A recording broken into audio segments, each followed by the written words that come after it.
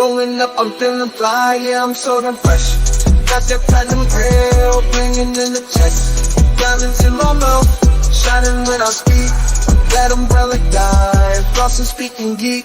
Ice on my teeth, I'm dripping so hard. Platinum grills, I'm the king of the boulevard. Throwing money in the club, making haters mad. I'm the baddest in the game, no one gets a pass. Ooh yeah.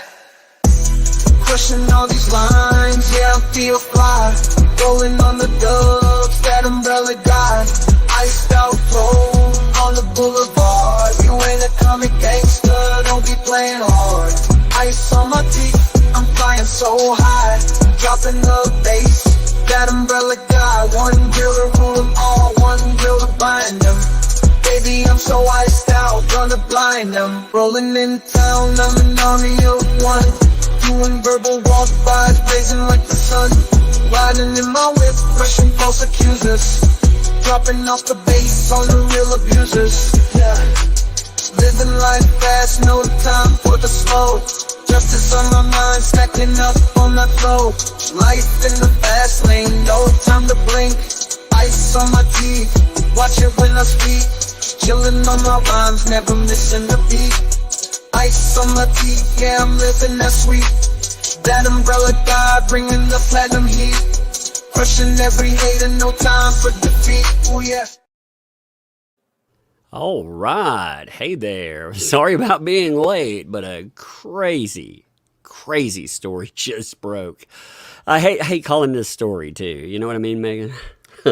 This is the worst day of my life, having to report this story, but it is now news and there's nothing else to do. Not only that, man, I talked yesterday. You know, I had about 30 minutes that I talked about Rekieta bottoming out. And I said, you know, people will cheerlead him to the bottom. And they will. There are people around him. I'm not going to say who. And I'm going to avoid that temptation. But there are people that cheerlead him right to the bottom. And again, that doesn't take away any of the responsibility. It's his responsibility. But yeah, Nick Rekieta was apparently arrested today. Now, I think I'm going to pull up. And it wasn't just Nick. No. So Nick and his wife, who you all know as Lady Rackets, and also April Inhofe, who we just recently discovered was living at their house for some reason. We'll say live-in nanny at this time. I think that's the way to go so far. You know. I want everyone to be real clear that this is the last thing that I ever wanted to do, is report this like this.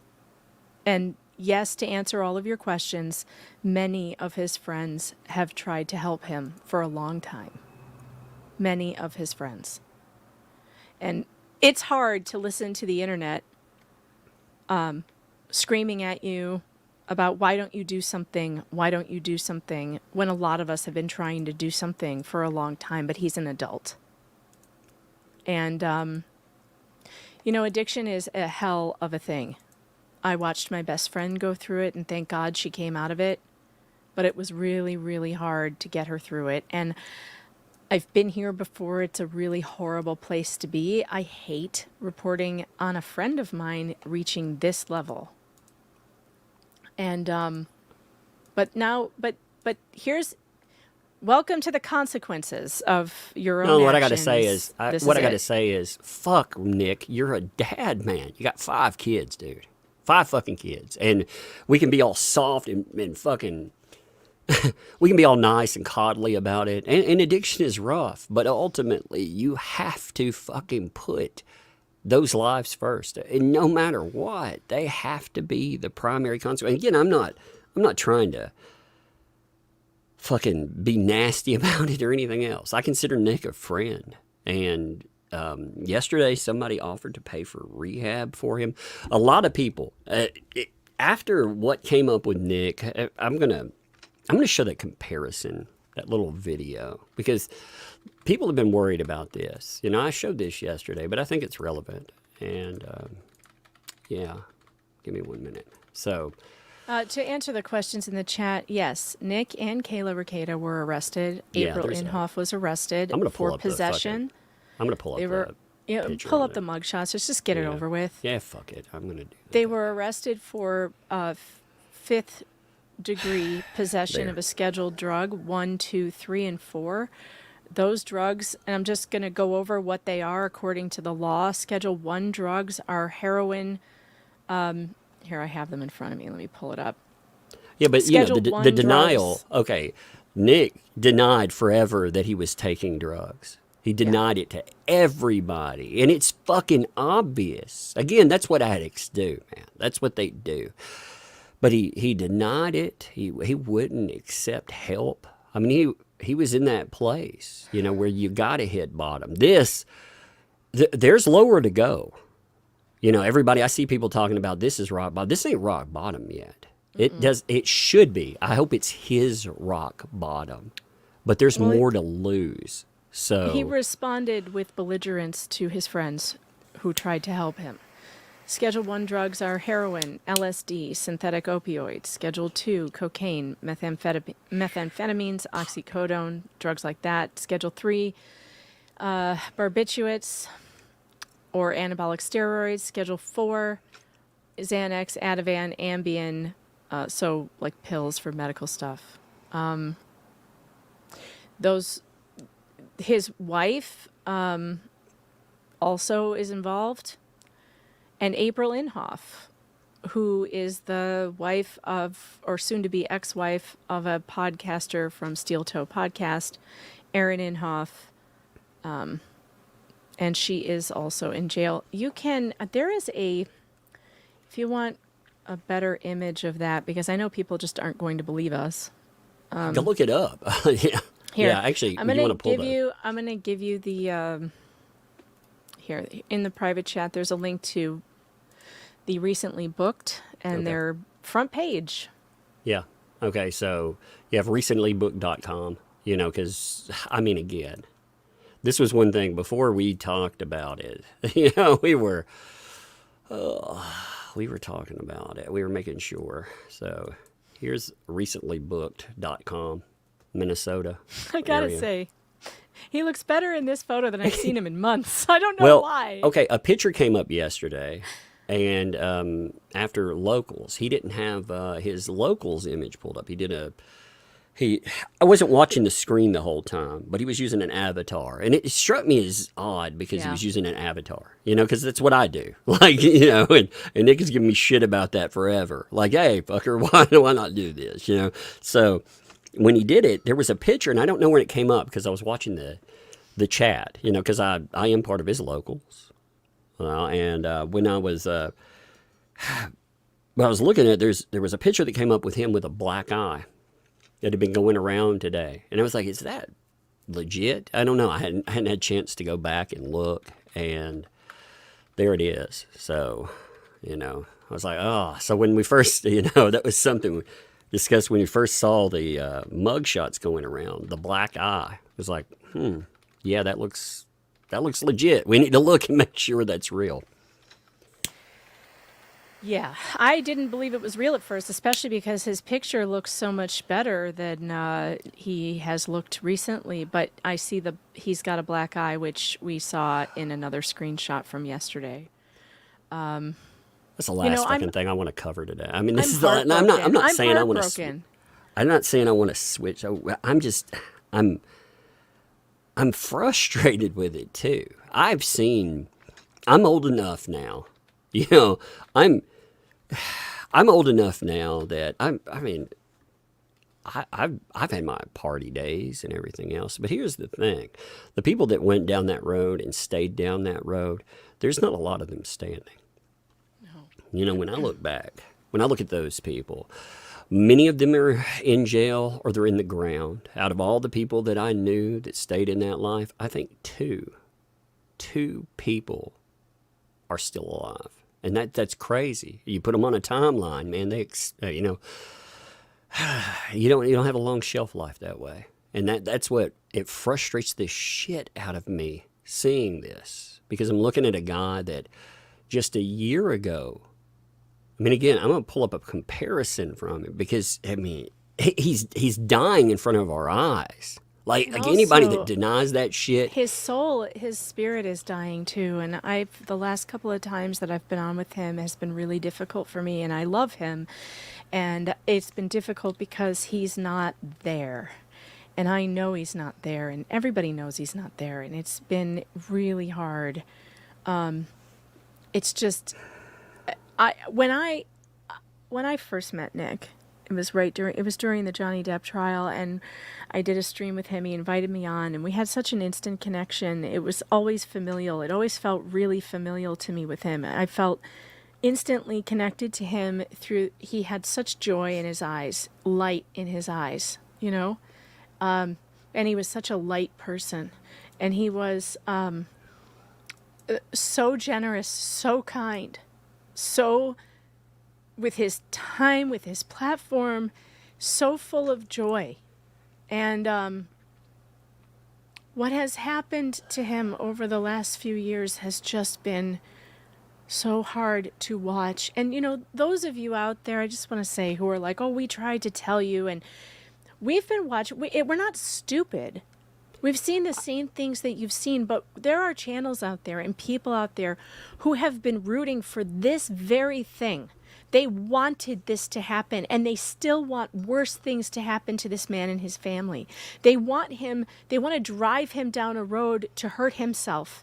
Those Kiwi Farms and all that shit. They're not worried for him. It's about entertainment to them. There's an entire thing out there, entire like entertainment sphere around making content out of his downfall. And that's disgusting.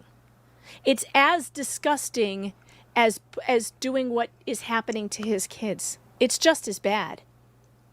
By cheering and dancing on the downfall. No, man, it's people who pretend to be the man's friends. That's what pisses me off. Like that. You know, the internet is a nasty place a lot of times. You have haters. You deal with this shit, man. I can't even tell you how much nastiness. And I'm not at a Nick level. Nick was huge. 100,000 people watching streams. 100,000 people.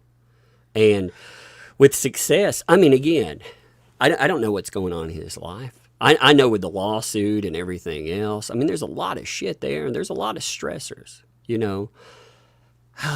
But, you know, I'm not making excuses for it either. You know, but ultimately, when people point that out, yeah, my friends, I try to deal with shit behind things. I want real answers. I don't want to fucking talk about stuff on the microphone while somebody's dealing with something. I mean, this again, he's arrested. Like it has become an actual story. It's not, oh, he's fucked up on a stream. Let's guesstimate what's going on. You know, again, it's gone from a private issue to a very, very public issue. And but people try. Please don't think that his friends have not been privately addressing this for some time. We're not out here spilling his business. Now it's over. It's done now. It's out now. So I mean, I'm not going to get into there's all kinds of speculation in his life. But you guys are all like, where's Drex?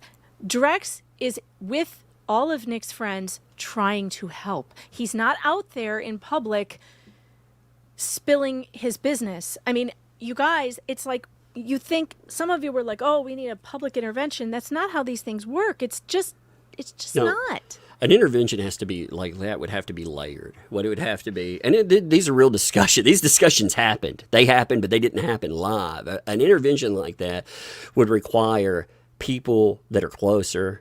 They would require people far away, and it wouldn't. I mean, if it were public, it'd be a shame you thing, and that's not going to get you to cooperate. But the thing is, somebody has to be willing to cooperate. Now, maybe all the pieces had to fall down before. And saying somebody should have intervened a year ago, you don't know that people weren't trying to intervene a year ago. You don't know that. And also, because your real friends are not putting your stuff out there on the internet. And you also don't know if you can't make somebody get help. You can't force them to get help. You can guide them in that direction. You can tell them you love them and that they need to get help and that you're here for them when they decide to get that help. But you can't drag a grown man to help. I mean, people know. I mean, it's public. I mean, again, you know, people know that there's a problem. I mean, I thought this was chilling to see him talking about alcohol and control of alcohol. I'm gonna play this. Fuck it. You know, this is a mindset that you have to be very careful with, because you know, you go out there, you think you're in the driver's seat, and suddenly you're not. So I'm gonna let it play. It's a minute long, but I think what he's saying is very relevant here. But you see the before and after. I mean, this is Nick. This is Nick in June 2023. So we're not talking a year ago. We haven't even gotten to a year yet. So it's not a bad choice. It is a choice that is neutral. The goodness and the badness is always in your context. If you are not someone who should be drinking, do not drink. If you're able to drink, enjoy it. If you're able to drink now and not able to drink later, then stop. If you need to take a break, take a break. That's on you. That's on you. Your life is in control. This substance does not control you. Neither does anyone's opinion about any substance. This, ice cream, whatever it is, do what is right for you. Jesus. this is Nick on the 21st, 2 days ago. I can't even look at this. Can you please not play this again? I can't look at I want people to see why people were intervening, you know? I mean, that's where he's at. And, you know, people were like, oh, he's just having a drunk stream. He's blowing off shit. No, man, every stream was this. It just got worse, you know? I saw people making fun of I watched that stream, and it was so nonsensical. Like, there was a quote that's been brought up multiple times. I mean, this is the kind of nonsense that's coming out more and more. He said that Scandinavian food is Auschwitz for T-Rexes. That's a direct quote. And what does that mean? It means nothing. It means that you are fucked up out of your mind. And if you're like that every time you go live, then no. I mean, he needs help. He does. This will allow hopefully some clean out time. And any lawyer worth their fucking salt will be like, yo, go to rehab. We tried. We tried really hard. Well, I mean, you can't tell a person that they're an addict, man. I've seen it in my personal life. I've seen it in my professional life. You can't make people. You can have the clearest lens into somebody because you're looking from the outside, but they don't. I mean, they're living that moment. They have to have a wake up call, and some wake up calls are brutal.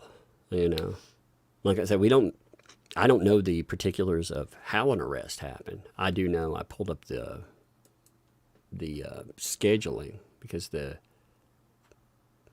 I pulled up the fifth degree. Here, let me pull that up real quick. Mrs. Bell, thank you for saying that. Mrs. Bell said he will come back and it will be glorious. I believe he can. I believe he can. I believe that there is nothing that this man cannot do. When he gets straight, when he gets clean again, and I believe he can do it. The problem is, I just don't know if he wants to be there yet. He's been forced into this, you know? This is not the way to go. This is like, oh, I have no other choice. And I don't know how many moments of clarity he's having though in his life. You know, one of the things about addiction is it doesn't stop with streams or whatever. It runs the gamut of your entire days. And when you're dealing with all that stuff, again, a moment of clarity may be being in a police station. That may be a very horrible, you know, moment of clarity, but a very necessary moment of clarity. And yeah, there'll be consequences too. I hope the consequences, I don't know. I mean, like I said, he has kids. Like, that terrifies me as a parent. It terrifies me. Losing my kids like that. That would terrify me. And it terrifies me thinking about someone else there. But at the same time, if that is their home life, then that's not safe either. So I hope things get right? Again, I don't mean that to dunk on or anything like that. I think that we all have a moment, you know, whether that's a crash or a relapse, but people need to realize when they're dropping back into that, you may not have another recovery. So, you know. It's been pointed out to me that I did mispronounce the Imholtz name. I said Imhoff. I don't know who they are. I literally learned about these people yesterday, and so I've heard all kinds of crazy I stuff. apologize. It's Aaron and April Imholt.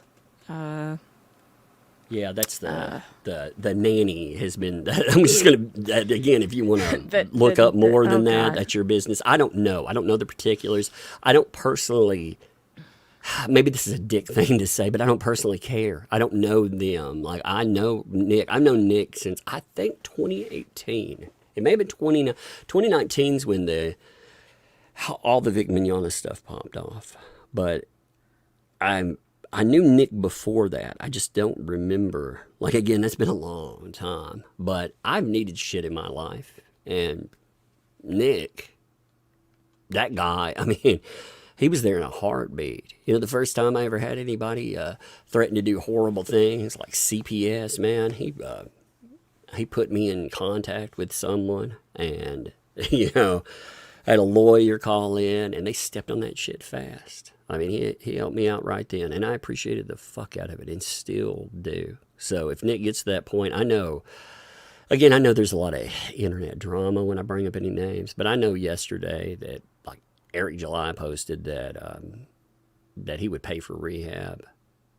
I know a lot of people that would. I mean, people were like, dude, I'll go to his fucking door. I will talk to him. We'll do whatever we need to do there. So, I mean, people for real, you know, they would help out with whatever.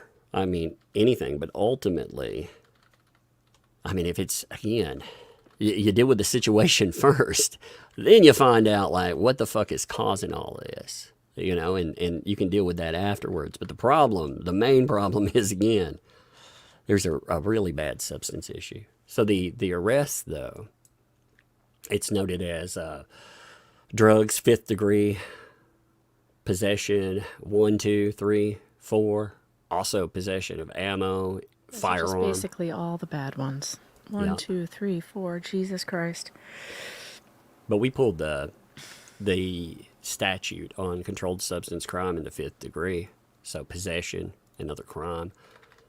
A person is guilty of controlled substance crime in the 5th degree, and upon conviction may be sentenced as provided in subdivision F if 1. The person unlawfully possesses one or more mixtures containing a controlled substance classified as 1, 2, 3, or 4, and they give exemptions, things like cannabis flower, cannabis product, hemp edibles, etc., etc. You know, they're not qualifying in there, and in certain other items with drug paraphernalia.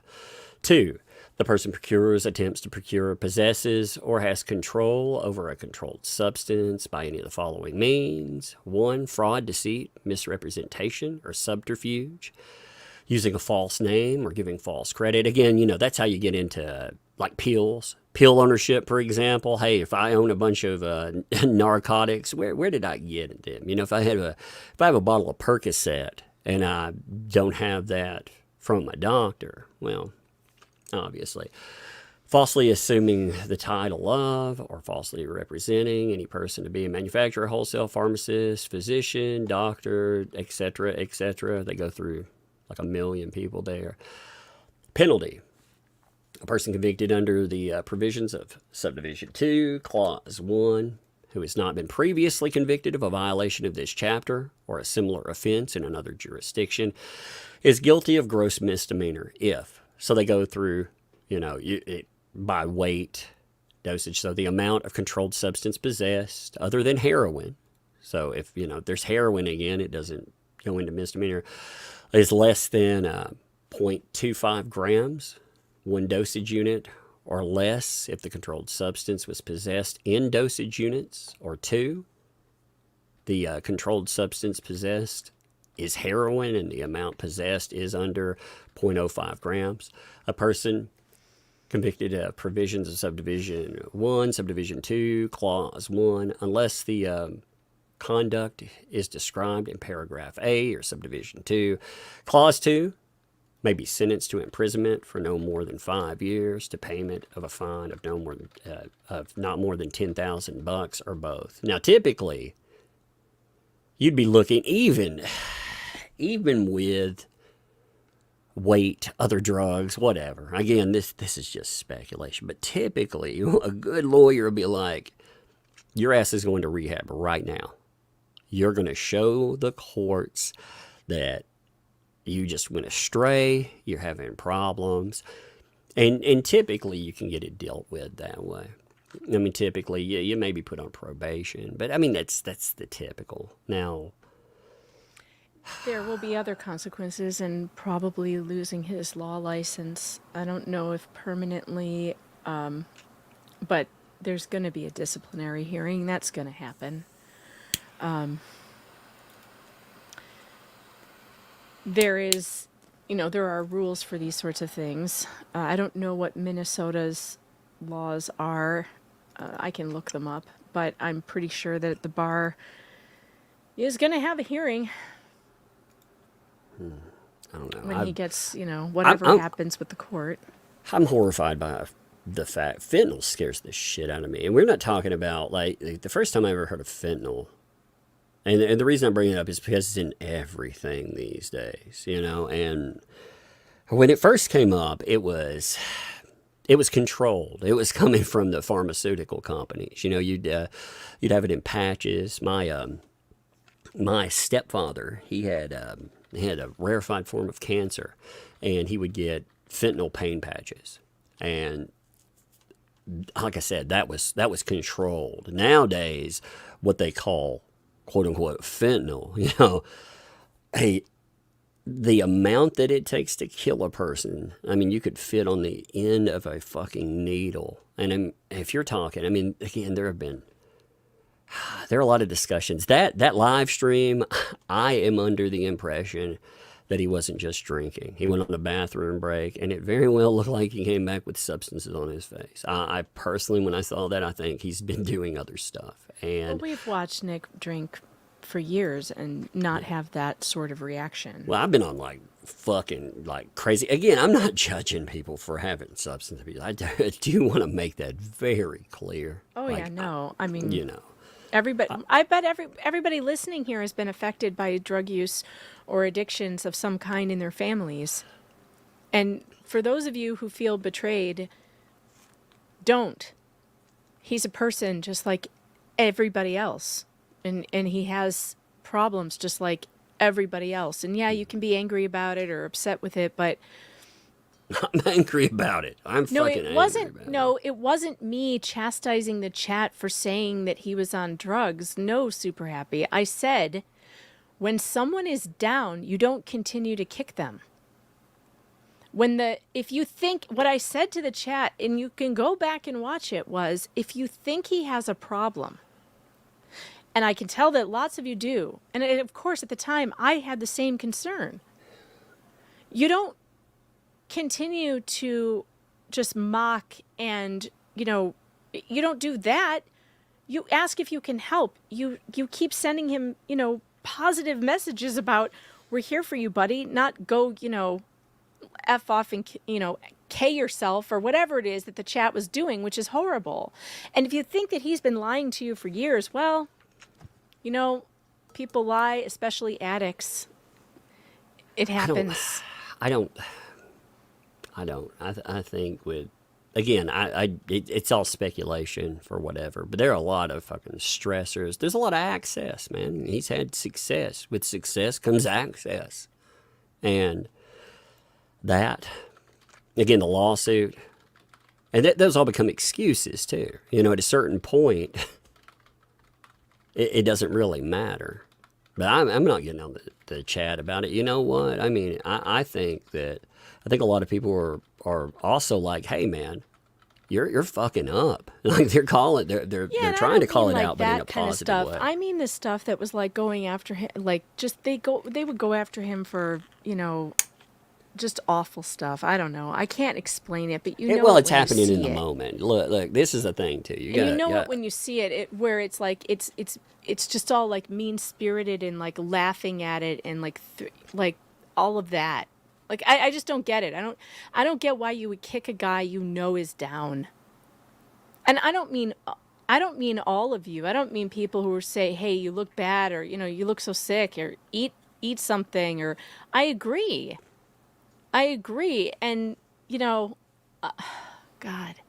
It's like this though. This is Nick told me something a long time ago, and I've always agreed with this. And it goes with if people don't keep up with the internet or anything else, there's a certain division of the internet. You know, make fun of people, deride people, internet blood sports, and IBS. One of the things he always told me, there's a big name in that. I respect him when I bring this up. I'm noting this with the utmost respect. Mr. Medicare. He always said, if Mr. Medicare is laughing at you, he's pointing at you, that you need to look in the mirror because you're fucking up.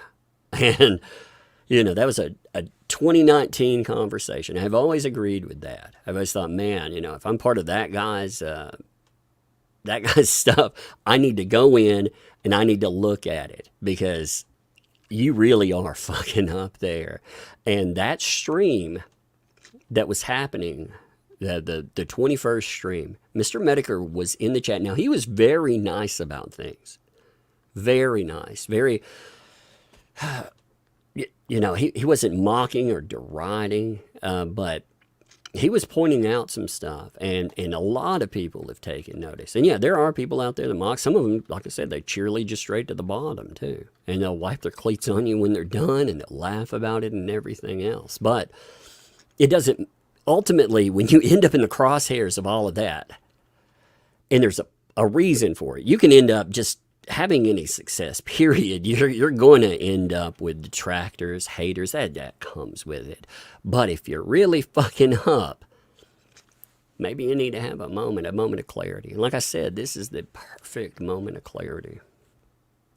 I think what always bothered me about what I would sometimes see in the chat and what I see out there on YouTube is the amount of wicked enjoyment and entertainment that some people are getting out of it. I've never been entertained by this, by my friend having a struggle. And yeah, I know that a bunch of some of you, and I'm not talking to you in the chat right now. I'm talking to like the collective you who like hates him out there. You know, those people have been cheering for it. They've been hoping for it. And in fact, one of the shows that's constantly on him had they called it their Super Bowl, where they were basically jumping up and down with absolute joy that and I can't even imagine what they're going to do with this news. And I just don't understand that. I don't understand someone who, you know, you say you love and you used to love and you liked to watch his streams. I don't understand getting a rush of enjoyment out of somebody falling down. It's not okay. It's just not okay. That's just not the kind of person I am. I mean, if you get off on it, I guess you and I can go separate ways. I don't. And I've been through it. I've been through it with the closest friend I have, and it's horrifying. And thank God she got well. I think it's part of it's human nature, and like we watch. You remember the Where Are They Nows that came on VH1? Like people would sit down and they'd hear about whatever starlet band, whatever. It was always it could be very sad, but at the same time, there was the built-in chance for a redemption arc. And you know, people would sit down. It's the same thing I've said about murder shows. You know, those shows on Lifetime. Sometimes we lose focus that people are real people. I mean, you know, we watch something for 30 minutes, an hour, or we watch somebody over months, and we see that, and it's not real sometimes, but it is real. And you know, I was talking to Megan the other day, and I said, you know, what really bothers me in this, and I wish Nick could see that, is that 2019, maybe even 2023, Nick would have mocked, not a different, I'm not saying a different word, but if that Nick, he would have mocked that Nick. Oh, he would have had totally some would. strong words for that guy. He totally would. And of all things, the king of fat shaming, I mean, maybe he does need to be shamed. His behavior, let's just face it, it's really bad.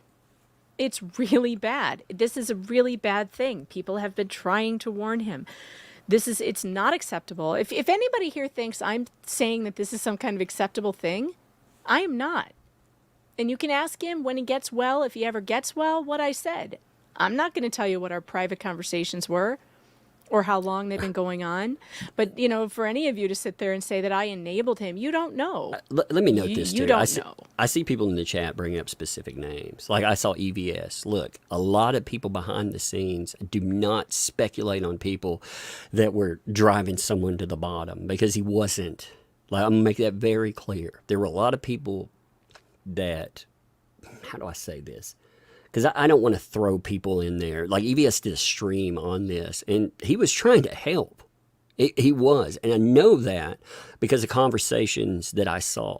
Conversations that you might not see, but conversations that I saw. There were people that hate each other. Absolutely hate each other. But they were willing to set all of that aside to try to help. They were. And EVS was one of those people. So, no. I mean, again, whether you have negative opinions on anyone out there, everyone that I personally know was willing to come together and point out that this was a problem. Do it privately, by the way.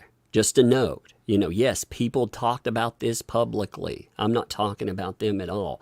Privately, people were very concerned because, again, Nick has helped out a lot of folks, and I don't want anybody speculating on that. I just know there are corners of the internet, again, you know, people make careers off of fucking laughing people straight to the bottom, and I mean, it's unfortunate, but Nick has a lot of friends. Nick has a lot of people that he's helped. I mean, there are dozens and dozens of them. I mean, like I said, that's one of the things, to not talk about stuff that's going on. You know, with seeing that and going, the amount of people that tried to intercede and didn't talk about it while all of this was spiraling. They were trying to help. Like, yeah, I mean, like Rob Ford 7777. Megan Fox was just an enabler, acted like nothing was wrong at all. You don't know me, and you don't know what I did. You don't know what I said. You don't know what conversations I had with him. And what do you think I should have done? It's not to bad, a no. grown man. First of all, for a grown man, I am not his mother. I am not his wife. I am not his family member. There is nothing I could have done other than what I did do, which was privately go to my friend and tell him what was coming for him if he did not change. Now, you can call that enabling, but you're fucking wrong. You're fucking wrong, and I'm timing you the fuck out for that. Sorry, but I'm doing it. You're getting a 5-minute timeout because I'm going to set boundaries with you. You're fucking wrong. Like, I don't care what you think, but here's the thing. Oh, but don't I dare? I just did. No. Fuck you. Don't let that. People are going to troll and make you mad. Yeah, I know, but listen. I know, yeah, but it doesn't. You know how I feel about this, and you've heard me cry on the phone about this. How many times, Tug? What am I supposed to do in public? What am I supposed to do in public? What are his friends supposed to do? Are we supposed to come to you, the chat, and go?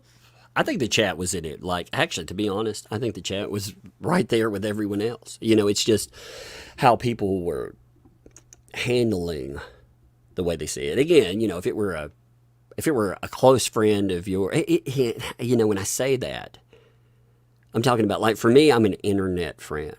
Like, I've never been to Nick's house. I hung out with him a couple of times. I hung out with him at Matsuri, you know, at public events. But, you know, we're not calling each other and everything else. But still, through that, like, I'm willing to help. But there are other people that are much closer, you know, people like, again, like Megan, that, you know, and maybe, and also filter some of our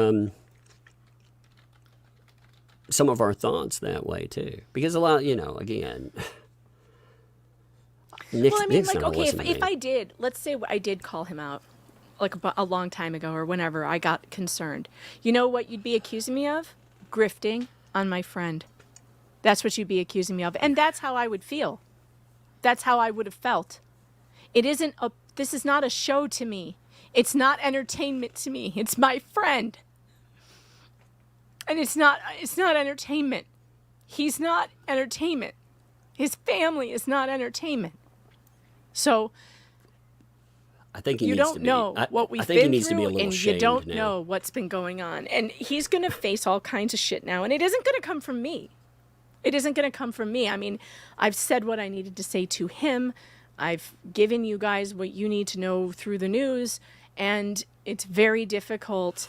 It's very difficult. And you know what? I'm also not going to blame any of you for watching any of the coverage that's going to come out. These are the consequences of his actions. I'm just going to really try not to be a part of it. I'm going to talk about it. Like, here's the thing. I feel like I tried what I did behind things, and he became a headline. When he does, if there is shame in being a headline, then maybe that's a wake-up call. Hopefully it is, you know. So as news comes about that, yeah, I'll talk about it. And I'm not talking about it from an ugly place or anything else. Like I said, I feel like a lot of people are conflicted on it. I deal with this stuff professionally. I've dealt with it a lot. I've seen it personally. I've seen it professionally, and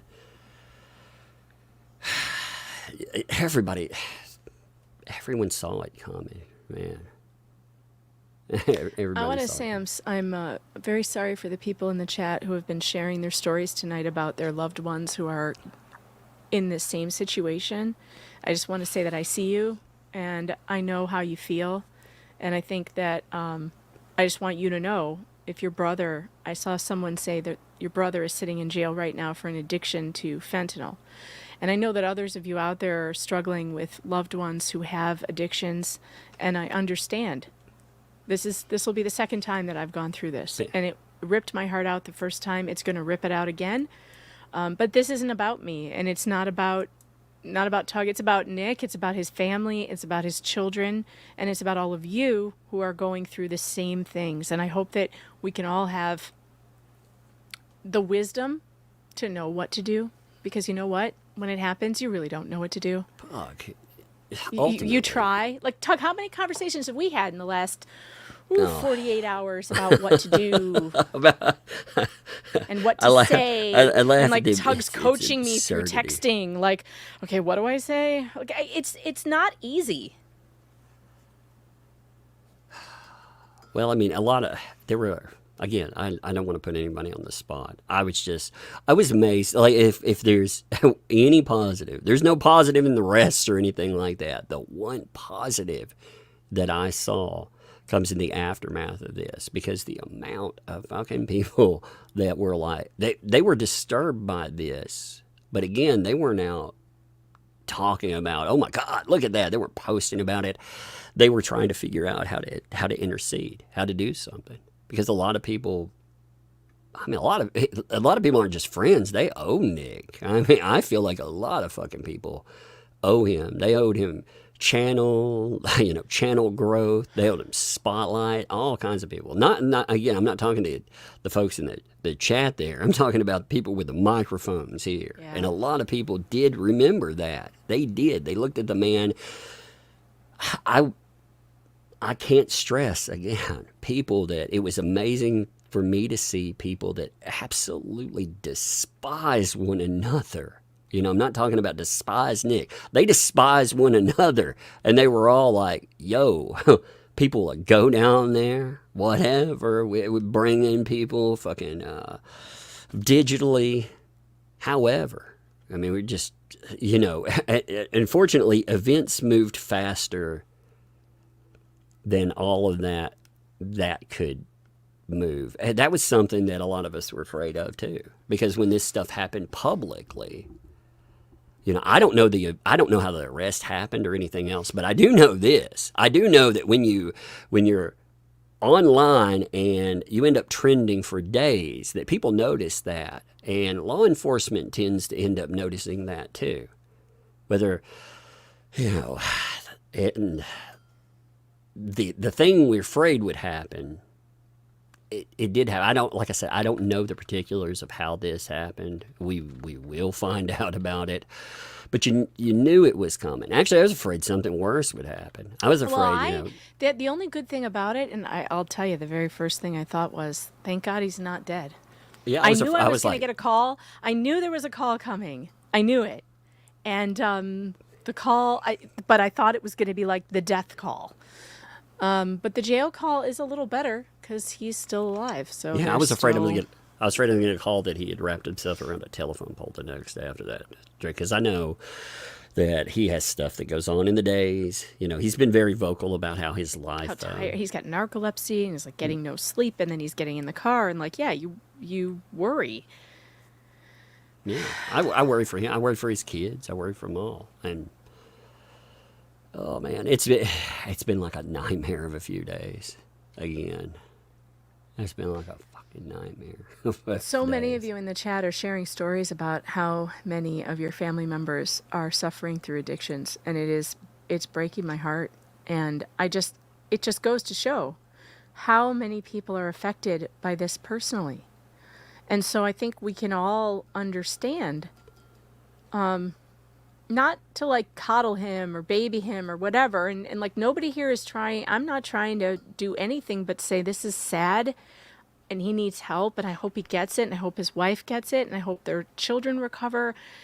But this is such a hard thing because everybody's different too. And the thing that makes one person get help may not work for somebody else, you know? And everybody has a different bottom, and you have to bottom out before you can start climbing out. And I don't know what that is for him, and I hope to God that this was it. I want to know too. If you hear a butane line, I'm smoking a cigar. Like I fucking it gets me all like you know. I mean, Tug's hitting the bong as we're talking about this. That would melt. It'd be like, you know. I don't know. No, I don't want people to think, oh man, you know how horrible you'd have that. I don't use anything. I mean, unless you count caffeine and a little bit of nicotine, you know. But that's it. But I mean, I've had my share of personal problems, and I've had it close to me too. I know how that it impacts. It's a horrible place to be. It's a horrible place to be. It's a horrible place for kids to be, especially. Kids are a lot smarter. Even if they're shielded, you think, from it, they're not. And I mean, now they couldn't be, you know. I mean, this stuff, they'll have to notice. And there will be months of fucking people covering stuff, you know, again, and laughing at and making fun of. That's hopefully, like I said, Nick can go out. He can get himself straight, sorted, get his stuff sorted. And in the past, like Nick used to be able to laugh off everything. And, you know, like I said, he's got some real stressors. I think that lawsuit is a very huge stressor in his life, you know. Now, getting drunk didn't help that either, or whatever. I saw that stream too. And I know that I thought, man, you know, maybe if you're being sued for calling someone names, don't do that dozens and dozens and dozens and dozens of times. And the alcohol didn't help. Like there'd be super chat that rolled in talking about that specific issue, and he would read the super chat 20 times, you know, and he was essentially calling that person that over and over again. Now, that doesn't help, and it doesn't help for. I'm not going into particulars of other things that were said there, but there were a lot of things that I think when you get that mush brain, I think you say a lot of stupid shit. You know, the anger, all of that comes out, and it came out in a I think in a very detrimental way. So I would hope, like, sobering up. I think after he sobers up, I think he should review that, like that freaking live stream, and look at it as an objective lawyer. First of all, like, think about the stressors in his life and think, are you doing yourself any favors? No, absolutely not. But then also look at it as a person, and really look at it as a stranger. Look at it as content. I mean, if you want to see how much you're fucking up in your life, look at yourself as other people, not your haters, just a regular, like a normie would see you. Somebody that's never heard about you at all. How are they going to see you? And that, You know like, what I I've watched heard the that. most That trended of? 2 days. You Anyway, know what go I've ahead, heard the sorry. most of since this all started happening? People have been reaching out to me, and I don't think Flux would be upset with me for saying, she told me that Nick's show brought her out of a deep depression when she lost her dad, and that she found like a community of people through that show. And I know many of you out there feel that way.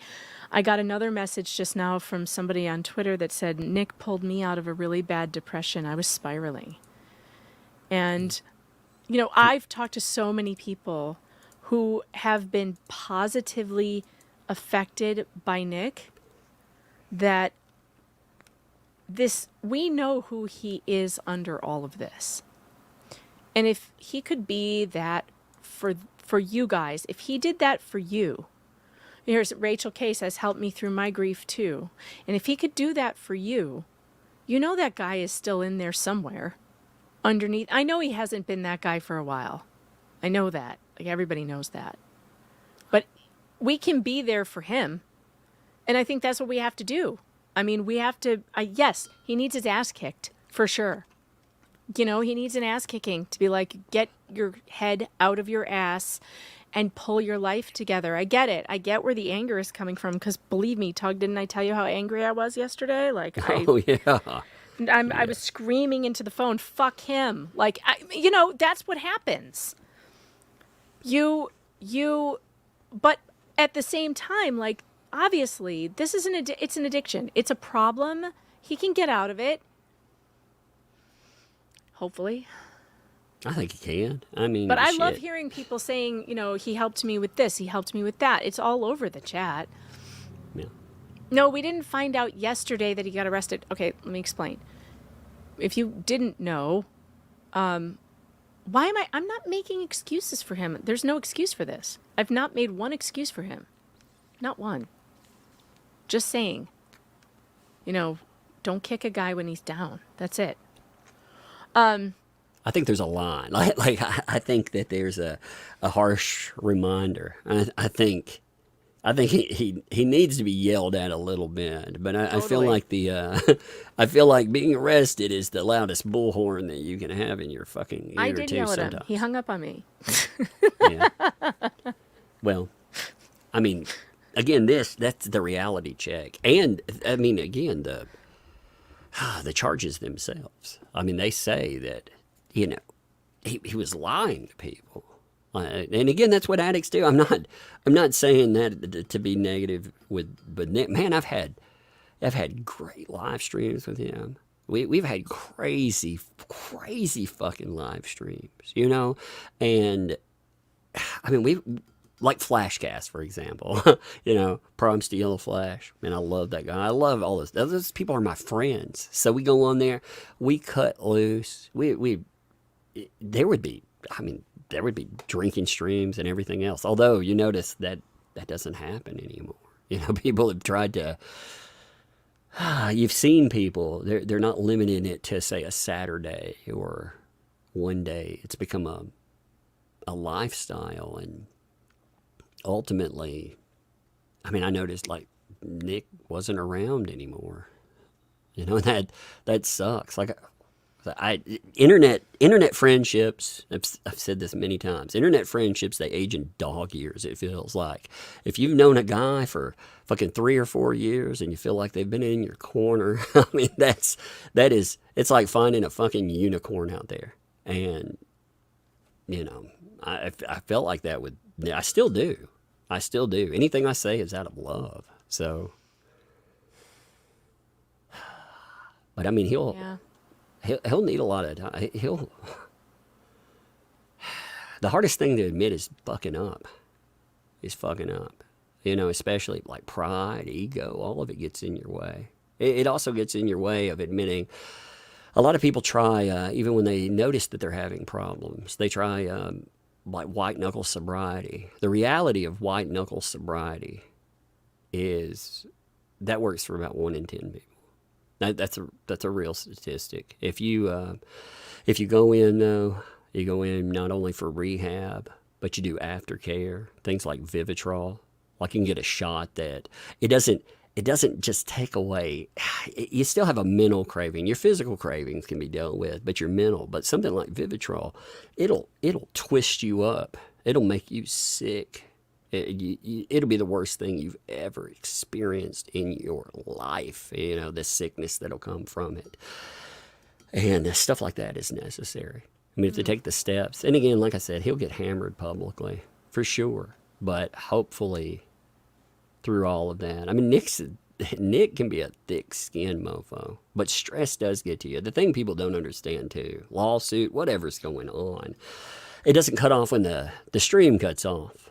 You know, this is your day-to-day, minute-to-minute, second-to-second reality. And if things are eating you alive and you're just dealing with it by yourself, being like, hey, I'm hard, I can deal with it, man. Sometimes you fold. And I don't know. Hopefully he'll address it sooner or later. I don't know how far along. Like I said, I hope. I'm told that he and his wife may be out. I'm not seeing it updated on the county page, but they may have been bailed out. Yeah. They better go to rehab. I'm telling you, any fucking lawyer If that worth their isn't salt. the next step, if that isn't their very next stop, you know, it's bad news. It's bad news if that isn't the very next stop. Do not pass go. Do not collect $200. Go directly to rehab. There's a Betty Ford clinic in Minnesota. I hope that's where they're headed. There won't be a trial. It'll be a plea deal of some kind. Yeah, they'll plead it down. There will be no trial. That'll end up with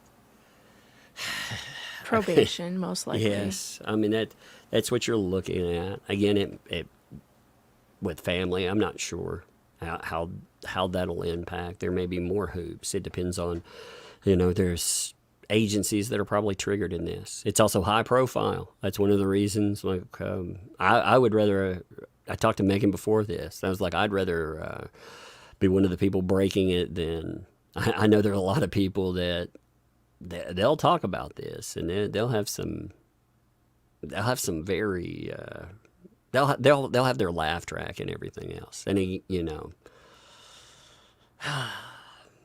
I would rather be. I don't know if anybody else. Maybe some other people have talked about it, but I'd rather it come from somebody that actually gives a shit. Hopefully he sees it that way too. Yeah, hopefully he sees it that way. Or I don't know. I feel like, you know, look, my conscience is clear. Nick knows how I feel about him. He knows I love him. He knows I'm a friend. If he doesn't see it that way anymore, I guess most likely it's the disease talking. Eventually, one day, if he gets clean, I think he will, and he'll know. He knows. He knows, and he's not a dumbass. You know, even though, you know, he hasn't been willing to admit any of this to any of us, he knows. So, I mean, let's just pray that he gets well. It was full blown denial. I mean, everybody that's watched this playing out over time, you've seen it publicly. I mean, you don't have to hear about. You know, people have known it. You've seen it publicly, but you've also seen the denial of it. It's easy to get in that. Again, anybody that's seen it, you don't have to actually have any firsthand dealings with substance abuse. Like shit. I'm sure you've seen many high-profile people flame out. And God, I just fucking hate it, man. They want the chat slowed down. Yeah, I'm working on it right this minute. Okay. I have to remember how. I'm not used to slowing my shit. I know. There's a lot of you in here. Make sure you hit like and subscribe and all that stuff. We are going to get to different topics at some point. Yeah, we have some other ones. I don't know, man. I feel like I'm any topic that comes up that's a big one, sometimes I feel like I need to work through it live. I don't know, like talk to. No, it's so bad. It's so bad. I'm so sad about the whole thing, and it's not making excuses. I feel the same way many of you feel. I feel I'm angry, but I just don't know that my anger. This isn't about me. It's not about how I feel. It's not about my anger. Nick's going through the worst day of his life right now. No, fuck it. It's about my anger too. You know what? Because like I said, my frustration. It's pent up. Because again, I've seen my friends fucking, like I said, I've seen them in the ground, and I know, and that's the thing that I was so worried about, and I hope that maybe this will put a stop to it, maybe, because look, my best friend went through something really similar, and there were stages to it, and I don't know if any of you have noticed these same stages, but it's almost like a spiritual attack too in some ways, because when you get addicted to a substance, that substance, which can be not harmful to other people, when an addict gets a hold of it, it's a whole different thing. So I watched her go from drinking too much to dabbling in drugs to being a hard drug user and drinking way too much, to then getting into some really twisted stuff, like just twisted, I don't know, degenerate stuff, because of the drugs and the alcohol use, because you're not thinking clearly, right? yeah. And then the next step after that is violence and death. And that was where I felt like this was going. I saw the same exact pattern here, and I just hope that it's whatever has happened here will save his life. Well, there's always the joke people, addicts tell before drugs, had many problems. After drugs, they only have one problem, and that it doesn't take away your problems. But yeah, I mean, it's kind of true. You have one overriding Changes the problem. focus. Yeah, it's a coping mechanism. Like, people never really understand this with so many things. If you're an angry person and you punch a wall, that's a coping mechanism. It's just not a good coping mechanism. It's not positive, break your hand or whatever. Well, drugs, that's a coping mechanism. It's just a shitty coping mechanism, and it'll break your life, And Nick, none of us are fucking spring chickens anymore, And I would worry about a 20-year-old doing that. But man, I mean, some of the stuff that it's unignorable. Like I said, I'm afraid one day to find out that, during the stream, I'm afraid what I saw the other night. I'm afraid that he would live stream, not just people called it a downfall. I don't necessarily believe it's a downfall, but what I'm afraid of is that you'll see somebody kill themselves live, mixing substances or doing whatever. Right. Like, I think a lot of people were worried during that 45 minutes that something had happened. yeah, I saw that stream, by the way. I catch Nick's streams when I can. I can't watch it. He hadn't had a regular schedule, so I caught that. And he had been on. He was talking about stuff, and he was talking about the decision in his case that was ongoing. He has his very expensive lawyers. He didn't feel like they did a good job in any way, shape, or form. They were going for whether this would it would appear in Colorado or Minnesota, because of the slap statutes on it, and that didn't go the way that he wanted, and he was very upset. But if you're already in that slide, that just gives you an excuse. It gives you an excuse to fucking use more or do more. And I think people saw live how bad it really was that day, because he disappeared. He went from talking about stuff, and he was already in a bad way. Like, he made sense, but not really. You could hear it. It was people kept talking about ceiling cats, for example. He would stare off into the nothing. Like he's watching this ceiling, he's watching the ceiling cats. And his words, they were just a jumble, like I said. And then he left. He came back after 45 minutes. Like he was gone for 45 minutes. Like there was, in the chat was very vocal about, like, there's a problem. There's a real problem. And he saw all of that, and he of course denied it or laughed it off, because again, he's in the midst of, you don't get to that place overnight either. That's another thing. Like with addiction, the reason you don't really notice that in yourself is because, again, it happens over months, potentially years. I mean, you're talking about that gateway in. And Nick has always been known, he's had his drink streams, but in the aftermath, the Nick, like when we were in Matsuri back when, yeah, he may stream like that. There may be some drinking at night or whatever, but in the daytime, that wasn't there. That was a nighttime activity. It was a stream activity or a goofing off with friends activity. But as that progressed, it obviously became not just a daily activity. It was during the daytime, and it looked like a lot of the time activity. Anyway. Some of you were asking, what are the gun charges? And it looks to me like it's an add-on to when you have a certain type of drug Yeah, if you have it in possession. your house. You can't possess a firearm, so they've added it on. If I were to guess, that'll probably be pled down. Yeah, I mean, we'll find out again if this was. Yeah, we don't have the details right now. All we have is what's on the court record, and there's no actual details. There's a reference to the law, statute 624.713. Certain persons not to possess firearms is the law that they have put on there.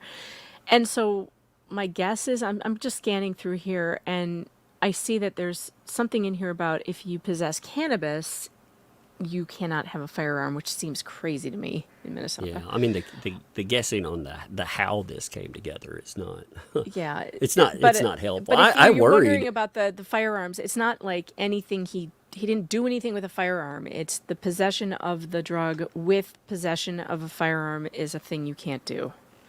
After that stream, I knew something would happen. I knew there were so many eyes on that if nothing else, I mean, again, law enforcement's going to pay attention, because a lot of people saw that, and after a lot of people saw it, they talk about it. I'm going to be real here, like just noting this. People are going to call police. I'm not saying anyone I knew that's not what people were doing, but I know publicly. That's what happens. And even if, no matter how this took place, that right there, a public display like that, it definitely heightens law enforcement's awareness of what's going on. They start asking questions. Oh, I knew this was going to happen. I knew it. Oh God. I was hoping that something would happen in between, before someone on the internet who hates him makes a phone call and makes this the worst day of his life. And I was hoping that he would take action, and that didn't happen. And so here we are. You know what, though? I hate. You mentioned places like Kiwi Farms. You know what? You may disagree with how they were pointing it out, but they were pointing out that he was fucking up. And a lot of people, like, there was a meme that came up for a long time. It was pull up, pull up. You got to pull up. Yeah. You're gonna Right. crash. Pull up. I mean, I saw that quite a few times, and I stream with people and other stuff. I have my own life. I have my own problems that are going on, so I'm not involved in people's daily activities. But it worried me when I saw more and more people that I knew streamed on the daily with the guy that were always around. They weren't around anymore, and he wasn't involved with certain streams or anything else, things that he enjoyed. things that we're part of. You know, I felt like that was an indication of a slide. And a lot of places where, again, we talk about detractors, and you know, we can have a negative opinion of detractors, but a lot of them were pointing out that, you know, there's a problem, and it may have been voiced differently. But what good is that? Like, what good is that? What good is it to point your finger at somebody and be like, oh, look at this jackass. Look at public well, shaming. He's got a problem. Sometimes. I mean, yeah, I guess, but I mean, if you know Nick, it only makes him worse. Yeah, he has oppositional defiance disorder. How many times has he told you that, you know? This is a guy, you tell him to do something, he does the opposite. He's not, none of that was ever going to help. So when I saw it, it just pissed me off, because it was like, well, you know, if you're just determined, you're trying to push them, you're trying to push him further, I guess. And yeah, Nick doesn't have ODD. Sure. Okay. He's absolutely going to do the opposite of what you tell him to do, or ask him to do, or give him advice to do. I've witnessed it firsthand. I know it firsthand. He cannot accept any advice. you asked what the thing is, such though. A bastard. I mean, you know, Nick was part of the, I'm not going to say he's directly part of the internet blood sport, but I mean, all the people that circle there, that's where I got to know him from. So call outs and stuff, it's part of it. Nick's a good call out person. And like I said, it makes it easy to ignore too. You're like, fuck it. You know, this is just, you also drown out the detractors. Sometimes the detractors, you get to the point where you're like, fuck them. They're just there. Who cares? That's just Didn't part of anybody whatever. notice how long has it been since you've seen the usuals, you know, people that you grew to know as Nick's friends be with him? How long's it been? You know? Look, just the people he's been hanging out with and having on stream, his show is totally different than it used to be. Totally different. And when some of us would, you know, reach out to him and be like, hey man, what's going on? Like, how you doing? You know, like he wasn't responding. He wasn't, it's not like, I think some people have the impression that, like, some of us have just been like always in his inbox all the time, or still talking to him. We haven't really. You know, we tried, but it didn't work. It wasn't working, and you can't make an adult be better. You know? Someone asked, like, why isn't he on Flashcast? That's his prerogative. Like, he's invited. He's a friend of everyone there. I mean, that's his thing. Why doesn't a person show up? I don't know. Like people show up as guests, you know, and that's I mean, there's just if you don't use Twitter, you can direct message one person, or you can add a bunch of people to a message thread. You can add them all in, and you just drop them an invite. Hey, come on here if you want to. You know, you're invited or whatever. And it wasn't there anymore. I think it was pull away. A lot of that. It's oftentimes you see secrecy with people they're living.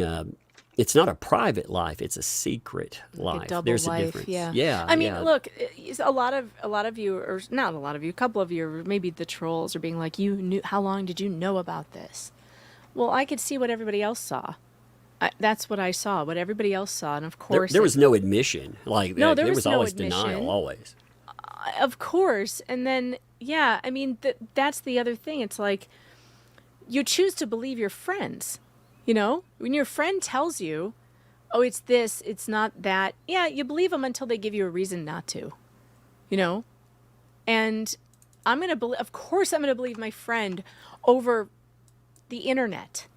You know, if my friend tells me that no, it wasn't this, it was something else, I'm not his mother. Like I said, I'm not going to go digging into somebody's life. I chose to believe what he told me at some times. Now, sometimes I didn't really believe some of the stuff, but for the most part, you do what you do. You believe your friend if you don't have a reason not to. And when you have a reason not to, then you don't. And that's it. I mean, clearly we can all see what happened here. And now we know, and the law knows, and it's all a whole thing. But I mean, you don't know until you know. And anyway, It's going to be those a of big. It'll be big news. It's going to end up trending everywhere. Like I said, this is already. It's just adding to it. I pointed this out to Megan because, again, for the concern with it, it trended for 2 days. That live stream didn't just hit. Anytime there's going to be something that happens, you don't monitor the conversation of the people that know someone or the people that would typically cover it. What you do is you look at the quote unquote normies, people that have never heard of a Nick Rekieta, for example, and you look at their conversations, and you saw thousands and thousands of posts about Rekieta, but many of the people, that were commenting were like, "Who is this guy?" Or, "Hey, isn't that guy from this one trial or this other trial," depending on, a Rittenhouse, or did he cover Depp or whomever. They knew of him because, he was out there. And a lot of people had not seen the difference. That clip that I played early on, again, 2023 to now, many people had not seen that, because depending on the case that you cover or whatever else is going on, viewership ebbs and flows. That's just the typical thing. We see that. Every one of us sees that. But if there's something going on, or people don't like the coverage anymore, or they do notice a problem and they don't want to be around it, like, they detach. And then, God, I mean, I thought that was a wake-up call to a lot of other people. Like some people, I think, were friend-wise might have been in denial too, about not that things were possibly bad, but how close to the bottom this was. I mean, that. I'll be right back. My dog is distressed. I hear something going on. I'll be right back. I'm gonna pull up that freaking. All right, you go ahead. Yeah, like I said, I give me 1 minute. I'm going to pull this up. A bunch of people are asking. Like, well, again, we don't have the details. What we really know is, again, people saw this coming up. They were asking if this was actually legit, because this was all over. It was all over Twitter. It was all over other sites, probably Kiwi and everything. I saw it. I actually had a bunch of messages with it. My first question was, is this legit? Is this for real legit? So I talked to Megan before we went live. That's what took a little bit of time. So we went, you can check specific websites like Recently Booked. You can actually go to you actually go and find out directly. But there are, like I said, there are websites that you can find out with. And with Recently Booked, when you look at the area, I mean, it was right there, like right in the front. And that's just, and all these names, again, I'm not speculating on how certain people work into the equation or anything else. I'm not getting into that. If that's what you're there for, I don't know. I've heard nanny or other thing. I don't know. All I know is 3 names came up that have been connected in conversation that April, whatever her freaking name is, I can't pronounce her last name. I don't remember how to pronounce that. She was noted, and then you had Nick and Nick's wife. The one thing that I did wonder about, and again, I'm not speculating on the why, but people have asked this in the chat too, because I am curious about this, is the booking times. That was kind of interesting. You had the 10:03, 10:08. 11:30, and I don't know the answer to that. I've seen that question come up like dozens of times. I myself, when I saw it, I was like, what is that? What exactly does that mean? How does it come together? Well, we don't know. I'm sure you will find out more particulars on it. I did a live stream last night though, and I had not planned on talking about the Rekieta stuff. I actually had a problem with a piece of music that got played in there. It got claimed, so I ended up taking it down while I edited that out. So I had to, but for 30 minutes, it talked about how, like, this, I had hoped that what we were seeing, and again, all the people that were trying to communicate there, that would be some kind of wake-up call. Because there were a lot of people, again, lots of folks. If you can think of a name that's been connected to Rekieta in a positive way, maybe some negatively, I don't know. I don't know about the last associations, but if they were connected at one time, even in a coverage manner, in any way that wasn't negative at one time, all of those people were talking about how exactly do we do something. And there was, again, I'm not getting into specifics, but there was a plan in place for how to try to do something. But with how bad things were, first of all, like I said, when I saw that go live, I knew my gut.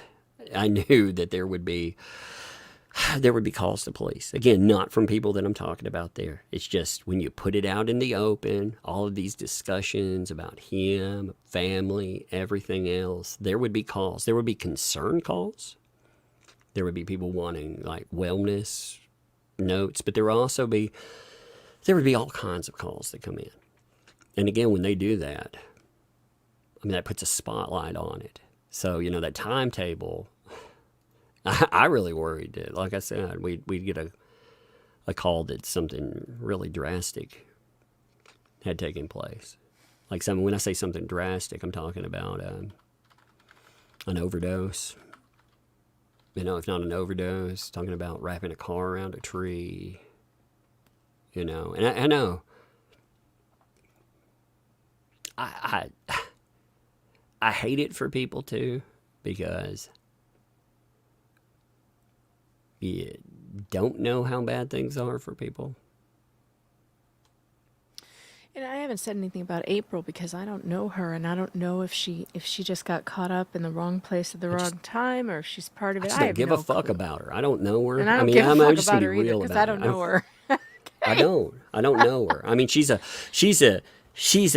bit player or a player in whatever this overall thing is, and there's been a lot of discussion about her and a lot of theories and everything else. And again, I don't give them any weight because I don't know anything about that. And ultimately, people are going to speculate. No matter what happens, people would have speculated on that. But for me, like I said, I know substance issue for sure. And oh my God.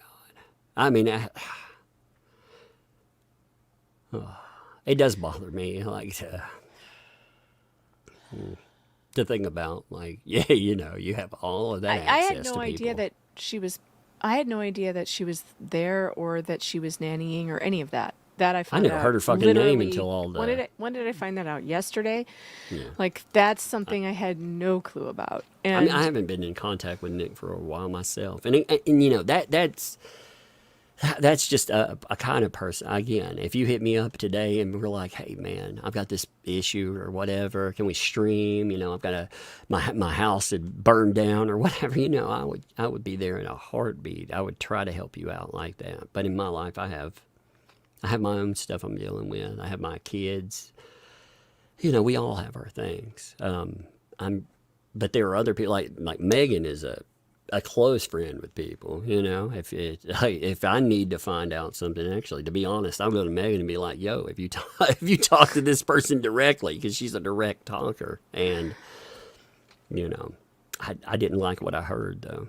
It's really tough though, because there's like this thing, this like shame in when like I'm a journalist. I'm used to keeping things in a vault. I talk to a lot of sources about a lot of stuff, and I don't share that stuff. And then this got to a point where it became necessary to reach out and like try to pull people together, and it felt really bad. I got to tell you, it felt really bad. This whole thing just feels really bad, and I hope he comes out of it. And if he comes out of it and we never talk again, that's all right too, as long as he comes out of it. I don't really care. I know. When I thought about that was another talk I had from yesterday. I told Megan, I was like, I know I know how Nick sees criticism sometimes, and I'm not. I am criticizing. You know what? I'll be real. I am. And for me to get to that point, I've said it. I'm not immune to drama, man. I've been in drama before, but I'm trying to be a better person. I'm trying. So I have avoided drama streams for a long time because I regret drama. You know, I do. I regret it because it's so stupid. We work toward points. We call out stupid shit. But also we're working toward goals, whatever that is. You know, whether it's opposing stupid things in industry, whether we're talking about false accusations, helping out victims, all of that stuff. We're working toward better goals. And we get in slap fights sometimes. But I try not to. But yesterday, like I said, I felt like we were at that point where I'm not going to sit here and fucking feel like I let my friend die and watch them die live. If it ends up with somebody hating me at the end of the day because I talked about that, I mean, I'm willing to roll the dice on it. At this point, I think, Nick, like old Nick, would be horrified if we didn't I'll be right back talk in 1 about second, this. okay? He'd be like, are you kidding? Grift on that all day long. Hey, hold this for 1 second. I'll be right back. All right. Yeah, Twitter is just blowing up. It's just sad. And yeah, of course we care about the kids. Of course they're the ones who really matter in this. And I hope they're someplace safe. I don't know. I don't have any information on that. I mean, we just pray for them. Pray for their family. And, it's so sad. Damn.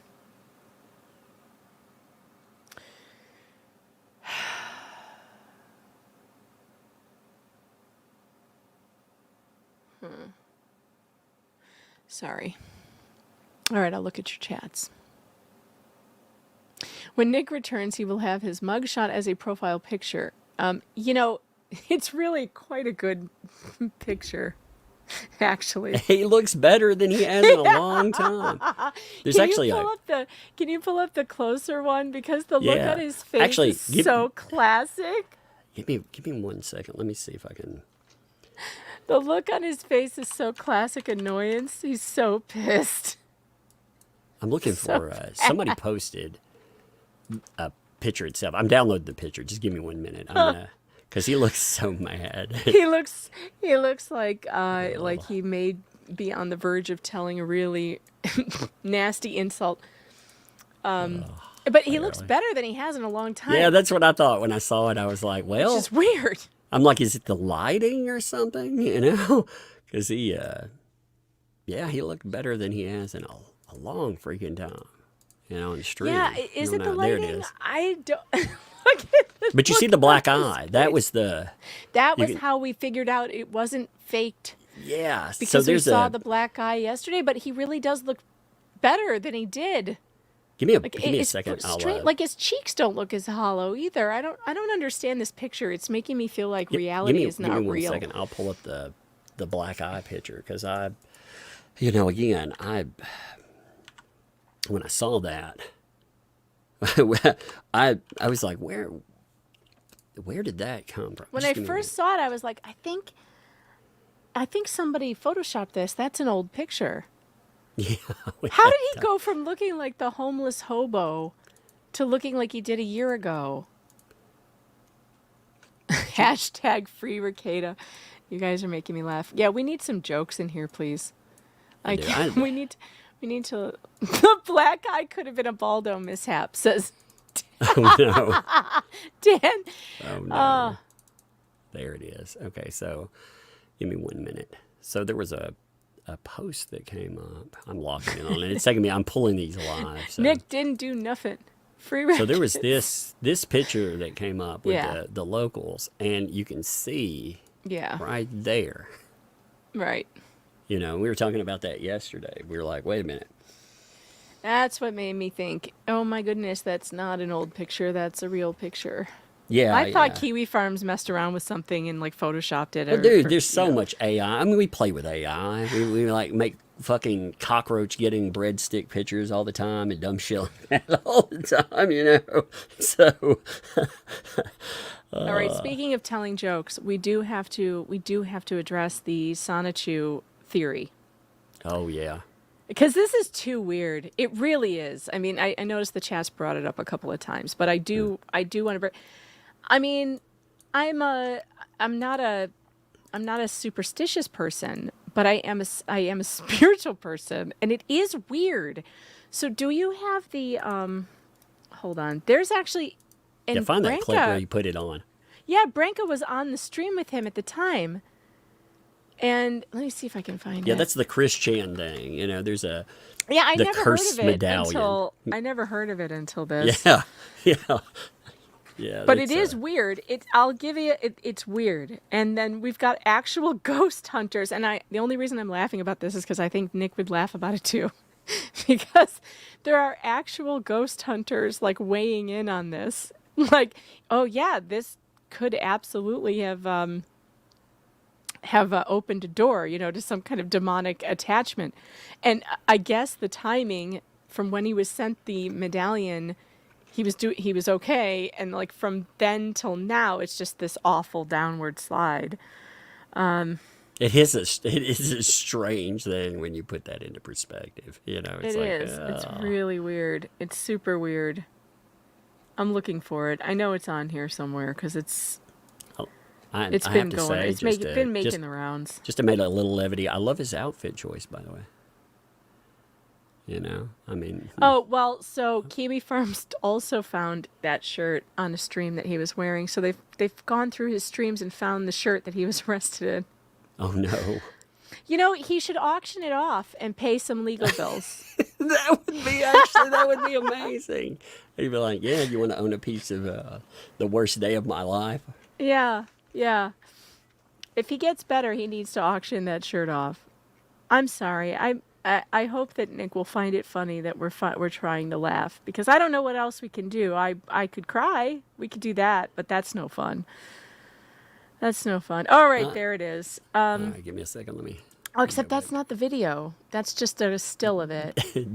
Damn. Oh, yeah. Okay, so the ghost doctor, who's a guy, I don't know, some guy who calls himself the ghost doctor, he made a video about this Pikachu thing because he got, and so now we have actual like ghost hunters commenting. You want to watch it? I haven't watched it yet. Yeah, let's do that. Okay. Why Are not? you ready to pull it?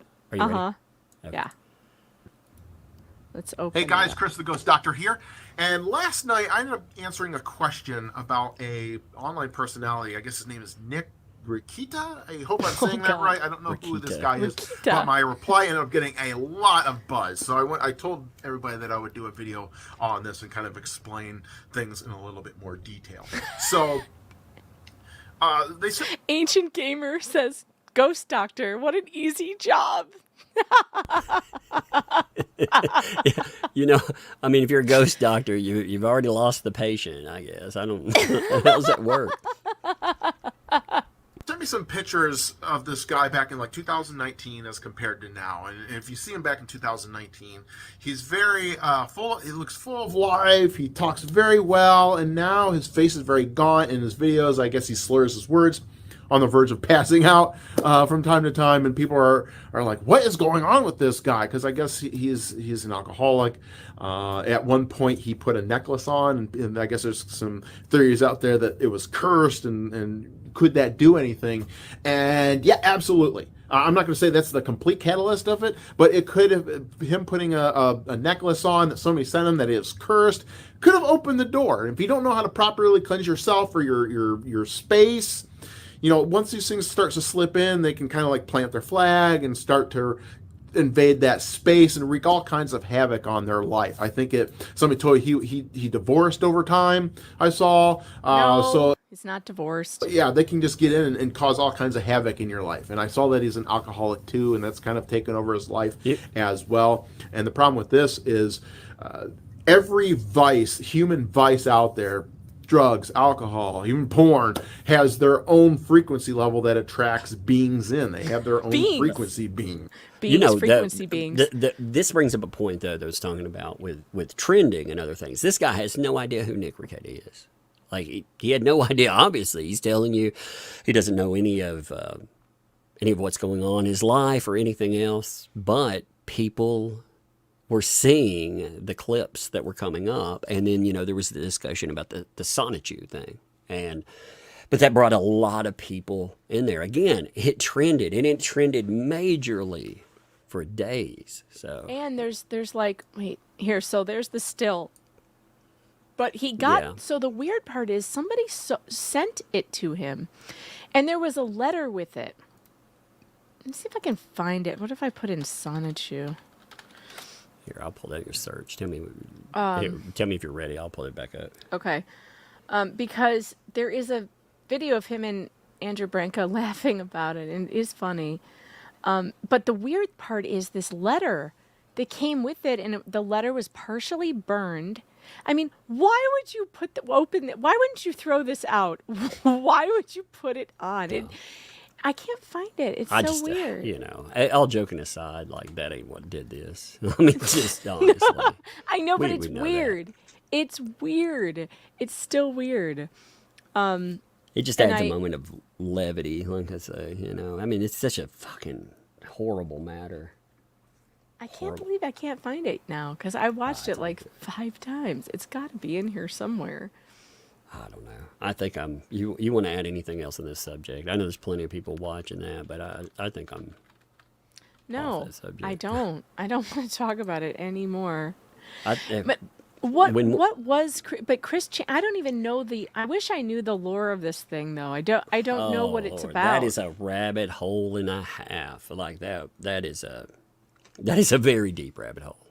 And like, did they send it to him as a joke, or did someone actually want it to be some kind of curse on him? It's so weird. All right, wait, here it is. I think I found it. All right, you can pull it up whenever. Okay, guys. So I got this weird anonymous letter the other day. It was this is different than you. This is real quick, and this is gonna take 1 second. We'll get to the full letter for Andrew in just a second. I got this anonymous letter, or the anonymous package. It was postage not paid. Like, I had to pay the postage on it to receive it, and the post office was like, well, where was it sent from? And it had my address as the return address with me as the sendee. Anything like that. And in it had this burned piece of paper. Which I feel like I'm going to get serial raped here. It says, the stars are aligned. A new host is chosen. Hail unto thee, Nick Chan Rekieta. And then with that came this. And this was so weird because this came before the mention of Sonic in the trademark dispute that we were talking about last night. Oh, no. A Sonichu medallion. This editing is killing me. Been passed to me. I don't know where this came from. Don't put it on. No. I'm white and gay. I got an 8-9 mistake. How many inches is your shaft? Oh, what a dummy. Don't put that on. Something like that in the mail, wouldn't you burn the shit out of it? I wouldn't put it on because I'd be afraid of what else somebody did on it or to it. Or what was on it. Like, yeah, that's what I'm saying. Are you kidding? It's a little crusty, but hey, it's safe. Nick. No, Nick, no. You know better. No, Nick, no. And I mean, I don't know. Weirder things may have happened, but also everyone's responsible for the choices they make. But it is a weird thing. It's an ugly story. It's going to get covered. Like I said, we talked about like whether or not we should discuss it. You're going to have a lot of places come up. At least, I don't know. At least maybe there's some solutions in there too. Again, if the man needs help with rehab, he needs help with stressors. He gets his shit sorted. He doesn't have to admit. We talked before. To get help, he would have to admit he had a problem. Well, that's been admitted for him now.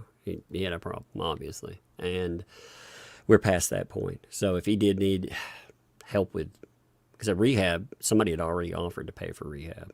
You know, Eric July noted that, and many other people said that they would help with that and any other issue. And I look forward to the other side of it. I had a former law enforcement reach out to explain that it's possible that the possession 1, 2, 3, 4 is likely likely the name of the law. So having 1 to 2 pills of any one scheduled drug would draw that charge. And that doesn't necessarily mean that he had all 4. Right. And so it could look worse than it is as far as what the charges are. So, you know, the way that this is written is pretty confusing. So we only have what we have in front of us right now. So obviously always use the 24-hour rule, which is you wait until you know what the actual charge is. Right now it's just a bunch of notes. It's not giving us details. We're going to obviously need an arrest affidavit or something. And an actual court document, so that we know. So just letting you know, it could be less than what we think it might be at this point, and that would be good. That would be great, actually.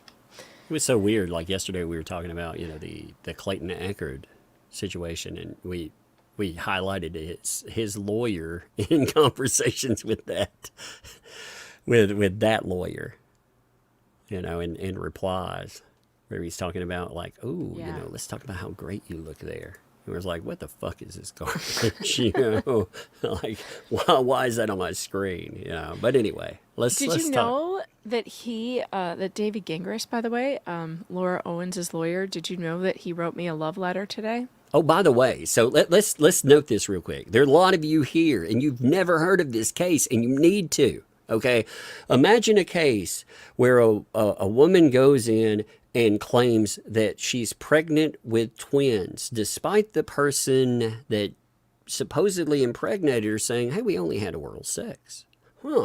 Then, order of protection comes in. You start having faked evidence for sonograms. Then you have other men popping up and saying, wait, that happened to me too. The twin thing. Dating contracts.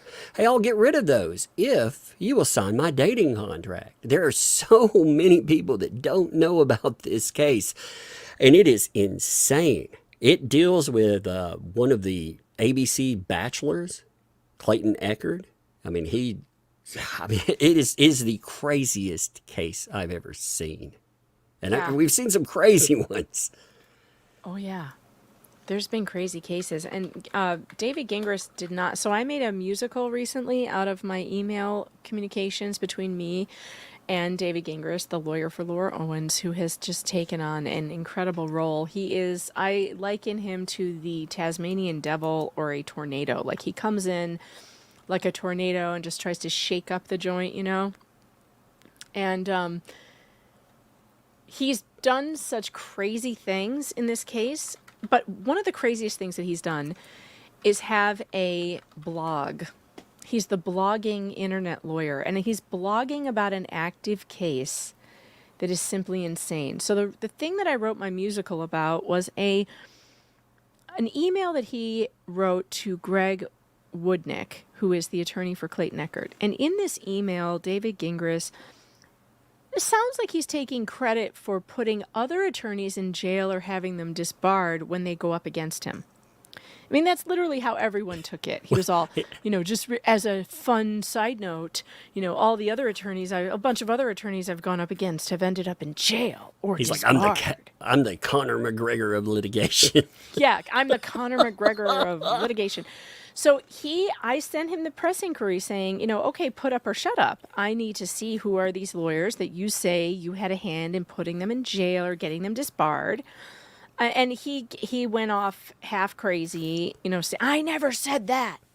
I said that they just did. So it was a weird coincidence, you know, like it didn't have anything to do with me and I never said it did, which is ridiculous.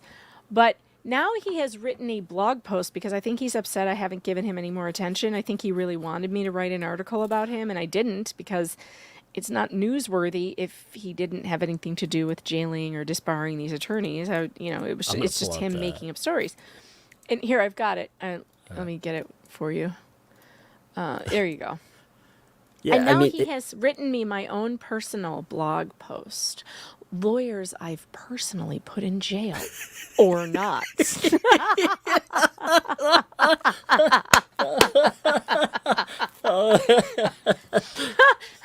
Holy and crap. This is not. And there's 2 new blog posts. Yeah, There's I saw Owen's the other one too. Oh God. But this one's funniest. Do you want to read it in your hilarious? Oh my God. Oh, actually, I should give it to you to pull up. I should have done that so you could read it. Hold on. Put it in the private chat. Yeah, I'm gonna put it in the private chat and then we can switch. Here we go. Copy, paste. Lawyers. Okay. I put. Warrior. Look at that headline. Lawyers I've personally put in jail or not. Dun, dun, dun. Where's my button? Oh, and by the way, if you wanted just a small taste of my musical, I did make a button out of the chorus. Here it is. All the best, all the best, all the best, all the very best, all the best, all the best, all the best, all the very best, Megan Fox. Oh, it was so The good. musical was hilarious there. I mean, that email exchange was, it's just amazing. I've seen lawyers come in and do some wild stuff, but I've never seen, he's done so much damage in this case. Oh my God. Dude, we haven't even got to the new tweet. The new tweet is insane. It's a new admission that she doctored more stuff. Did you see that one? Yeah, Let's why don't you pull pull that that up first. What did I do with it? Oh, it's on my profile This page. is what what is this, the 13th lawyer that's been involved with her? Yeah, I think so. It's something. It's a crazy number. So I mean, you're at the back end of it, and some people are like, "Well, how would a judge let this go?" It just shows you the power of it. Like that. That's what we've been saying, though. How do you get into a paternity battle where a judge? We saw the video for the order of protection, and in the order of protection, the judge was like, "Hey, will you stand up?" So she stands up, and he looks at her, and he's like, "Yeah, I'll take your word that you're pregnant." Like anybody could put a pillow under there. It's so insane. Look at this. He says 100% true. And actually, I don't remember what the thing was the person said. And as you can see, I was watching the Karen Reed trial. I was watching Runkle, and so it was over it. But it basically said something like her doctored things were debunked. 100% true. Laura has admitted she panicked when her name got out. And when she published her Medium article entitled "I Am the Anonymous Woman in the Clayton Echard Paternity Case." With her picture. Megan, come on, details. Sheesh. And yes, Runkle is awesome. And by the way, his Karen Reed recaps are hilarious, and so are Jeff Legal Vice's. I'm watching both of them. I watch all of them. I watch it multiple times. And by the way, if you haven't watched the cross-examination of that Jennifer McCabe, that one up at the top here, you're missing out. It is insane. She's like the worst liar I've ever seen in my whole life, and it's a lot of fun. You gotta see it. All right, anyway. She panicked when her name got out, and she photoshopped that 102,000 HCG test, which she sent to bloggers in an effort to quiet them down. I'm sorry she did that, but I can't blame her for how she defended herself in a storm outside of court. He's also, like, if people haven't kept up with this lawyer, when he came on the case, he was like, if you can prove to me that she's lied, I will 100% quit this case. And then when this came out, he was like, that's just a little minor perjury. No big deal. It was outside of court. It was outside of court. It's fine. I mean, so she doctored some medical shit. It was outside of court. This guy is unbelievable. And by the way, this is an admission we have not had from her side yet. I mean, we all knew that she doctored it. And we've, shown the differences between the documents and why this one looked doctored and that one was probably the real one. But she never admitted it. And now she's got her lawyer on Twitter admitting it. I call this Exhibit B, by the way, in the defamation suit that he's going to bring against me for calling his client a liar. This is he's saying he's going to B. sue everybody, by the way, that's covered there. He's going to sue. Just for calling her a liar. And he knows she's a liar. He just admits here again for the second or third time that she's a liar. I kind of love this case. It's crazy. Oh God, I adore him. I adore him. I hope that he has a very long legal career, and I plan on following all of it. Yes, I hope he picks up He's going to many be a my case like own, this. my own personal muse, David Gingras. You're gonna get a tattoo of him too after he gets his tramp stamp. You're like, oh, I'm maybe I'll gonna get I'm that gonna tattoo. follow him around to all of his court cases with I'm gonna hold a stereo over my head like John Cusack in that movie, and it's gonna be playing this. All the best, all the best, all the best, all the very best, all the best, all the best. And I'm just gonna be there like starry-eyed for David Gingras because he's gonna make my career. This guy. Oh no! So you're gonna have your say anything moment. That's amazing. I'm gonna have my say anything moment with this guy, and yep, That's so loving and sweet. I'm glad that we can, you know, this channel isn't just about covering cases and other crazy things. It's also about bringing people together. I'm glad we could bring you two together. Me too. You know, I mean, honestly, I think he's going to do great things for my career. This guy. I mean, I never ever would have thought that I could write a musical. I never thought that I would do that, and then he inspired me. I couldn't stop. I couldn't sleep.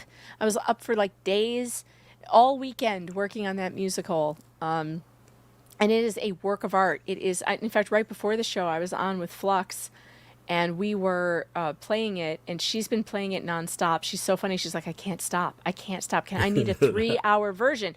So I was thinking I may add on with his new tweet and also his new love blog to me, which we can pull back up. Lawyers I've personally put in jail or not. I think I need to add this to the musical. We may be turning this into an entire production. Holy God, there are 78 chats. I will get to those. By the way, I didn't notice how many came in. I didn't look at. Wow. Normally I do. That's my bad. Typically. We should probably get to some before we get to this because I bet they had a lot to do with the other topic. All right, let's. Do you want to do that? Yeah. Let's do that. Okay. Yeah, I mean, this wasn't a pre-planned thing. I had It literally happened right before we got Yeah. the word. Right before we went live, I was on with Flux and I got was- it then. I was out with, my kids. They have activities and stuff. I walked in. I usually have like maybe a 15-minute buffer.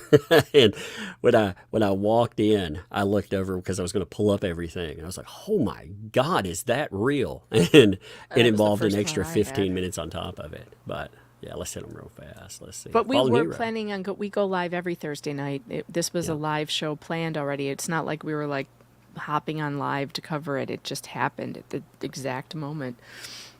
That's the way it usually, you make plans and then It all goes to hell. yeah, every then time. a train wreck happens. Yeah. Fallen Hero, thank you for the gifted membership. Thank you, my friend. Laura, also thank you for that gifted membership. Thank you. Squid, thank you for the $20 super chat. All I got to say is I hope Nick and his family take the time to get help and hopefully get better. Indeed.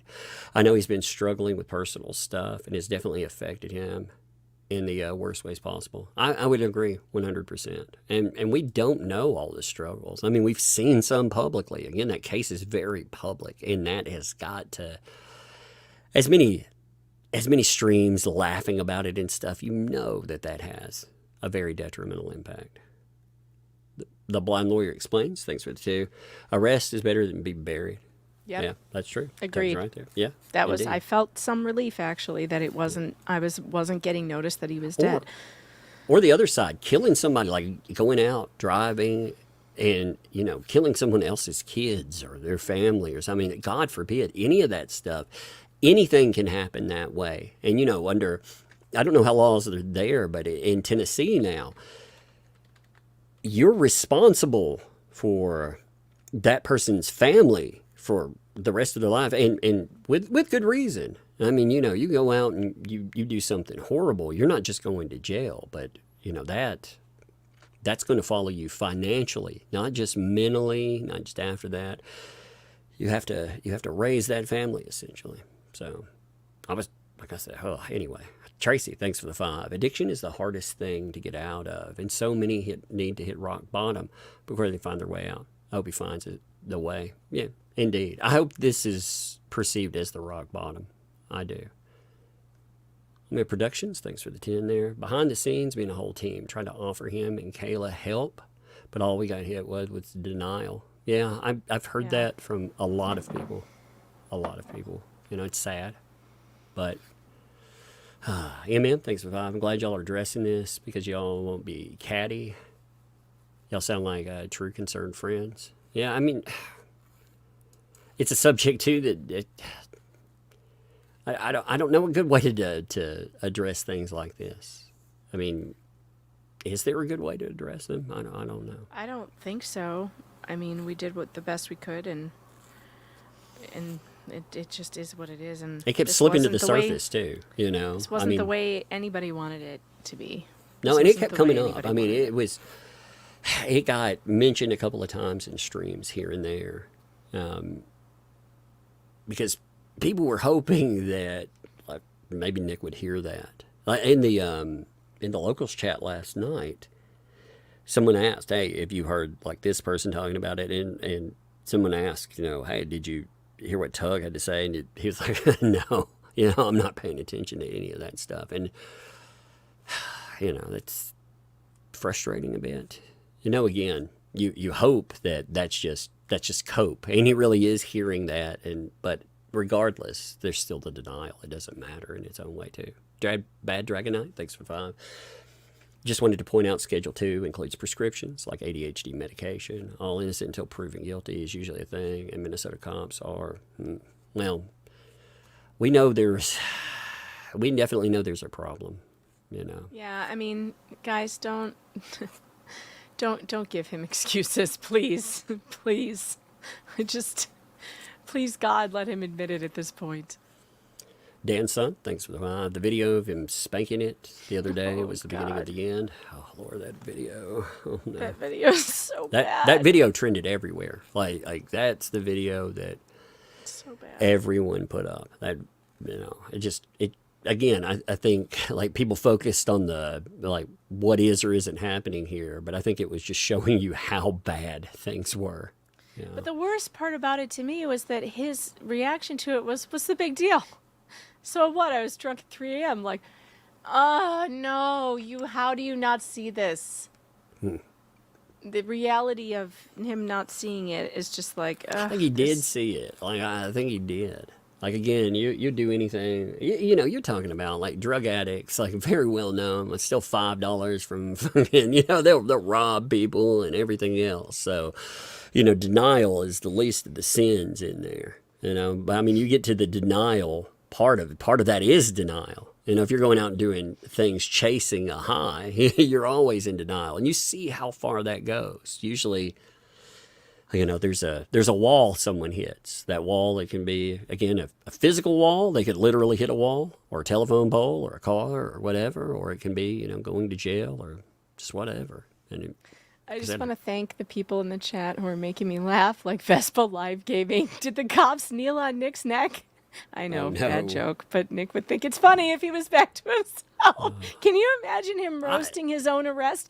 I hope When he it- does. I hope he gets to the point where he's competent and shit. He comes back with a vengeance, invites everyone on, and we all roast his arrest. That would be really fun. I would like to participate in the roast of Nikita, you know, of Rick Nikita. That's Rick I heard somebody call him. I heard somebody call him that the other day. You know that guy Rick Nikita? You know, I was like, yeah. Maybe Oh, not. Jesus. Ladies man just pointed out there probably is body cam. That's not good. We don't want that. I don't Oh, want to no. see that. I don't want to see that. The Bond Lawyer Explains. Thanks for 2. Good thing you got Ty Beard, who was a giant man. Yeah, I think Ty Beard could set him straight, maybe. You know, that's the... God, I For hope sure, so. he is a giant of a man. Nathan, thanks for the 2. Some wondered if Nick had hit rock bottom. Yeah, no. I mean, before, now, like I said, maybe, but before, no. You know, when people were wondering that. Rock bottom isn't just you being addicted and spiraling. It comes with loss. It's You a have to have a realization. wake-up call. Yeah. It's a realization that you have failed hard and you have nowhere else to go except to recover or the end. Like, and it's a terrible place to be.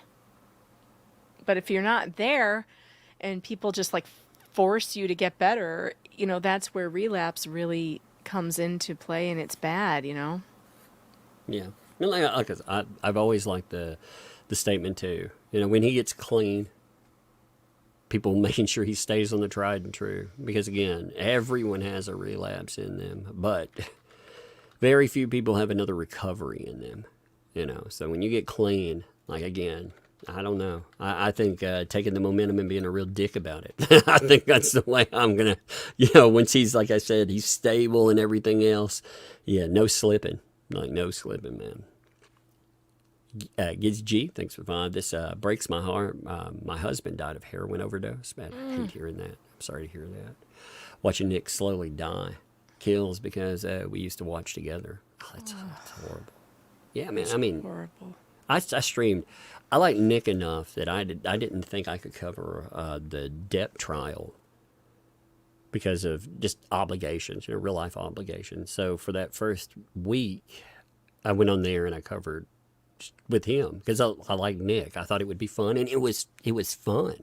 I had fun covering with him for that week. You know, I ended up where I could cover the rest of it, so I covered on my own. You know, that way I could listen and hear everything. But that week it was fun. Nick is a fun person when he is at his best. He is, if not the best, he is definitely one of the best at covering any kind of trial. Oh, He's absolutely. great at it. It's so entertaining. Natalie, thanks for that. I'm disgusted at the people making fun and sharing clips of the stream. People are stories and fodder now and not people. Well, I'm of two minds with it. Like I said, I think when you get to that, it showed how bad it was, though. And again, there were just people that it was a story because Nick wasn't a person, and he was continuing to do that. And even after that, it didn't matter. Like he, you know, he's still in denial of it. So despite all of that, again, yes, some people will definitely cross the line, you know, and that's people's prerogative too. Like Nick has always said as well, you know, free speech. People can say whatever they want. I personally don't agree with what everybody says, but they can. I'd hoped that trending 2 days, I'd hoped that would be just one hell of a wake-up call because, shit, I mean, I've embarrassed myself a little online a few times, you know, and they usually are wake-up calls in that way. So, anyway, Blind Lawyer Explains, thanks for 2. So I'm hitting you up, brother. I'll check that out in a few minutes, man. Thank you. Lady Tammy, thanks for the 5. Everyone makes their own choices. That is very, very true, too. It's easy, though, man. I mean, like I said, Nick is a friend, and in retrospect, it's easy to be like, man, what could I have done that could help more? But, I mean, people tried. They tried. And, you know, I mean, I wish I would have reached out, but it wouldn't have helped.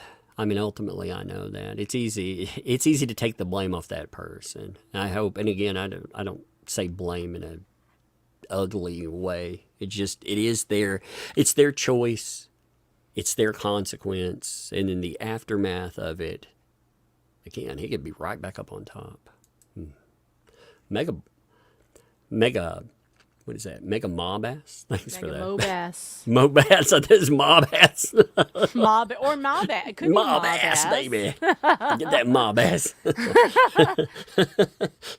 Whatever. If you have a name that's easy to pronounce, man, I'll probably butcher it anyway. So if it has any context, I'll butcher it. Thanks for the 50 there. Thank you. I'm so mad at Nick, but I still love him. Yes, that is exactly how I think exactly how everyone I does. feel Yeah. too. You can't hate on an addict. No. All you can do is love them and support them. I've been down the road to addiction. He was a huge part of my life, and he's the reason I know 95% of LawTube.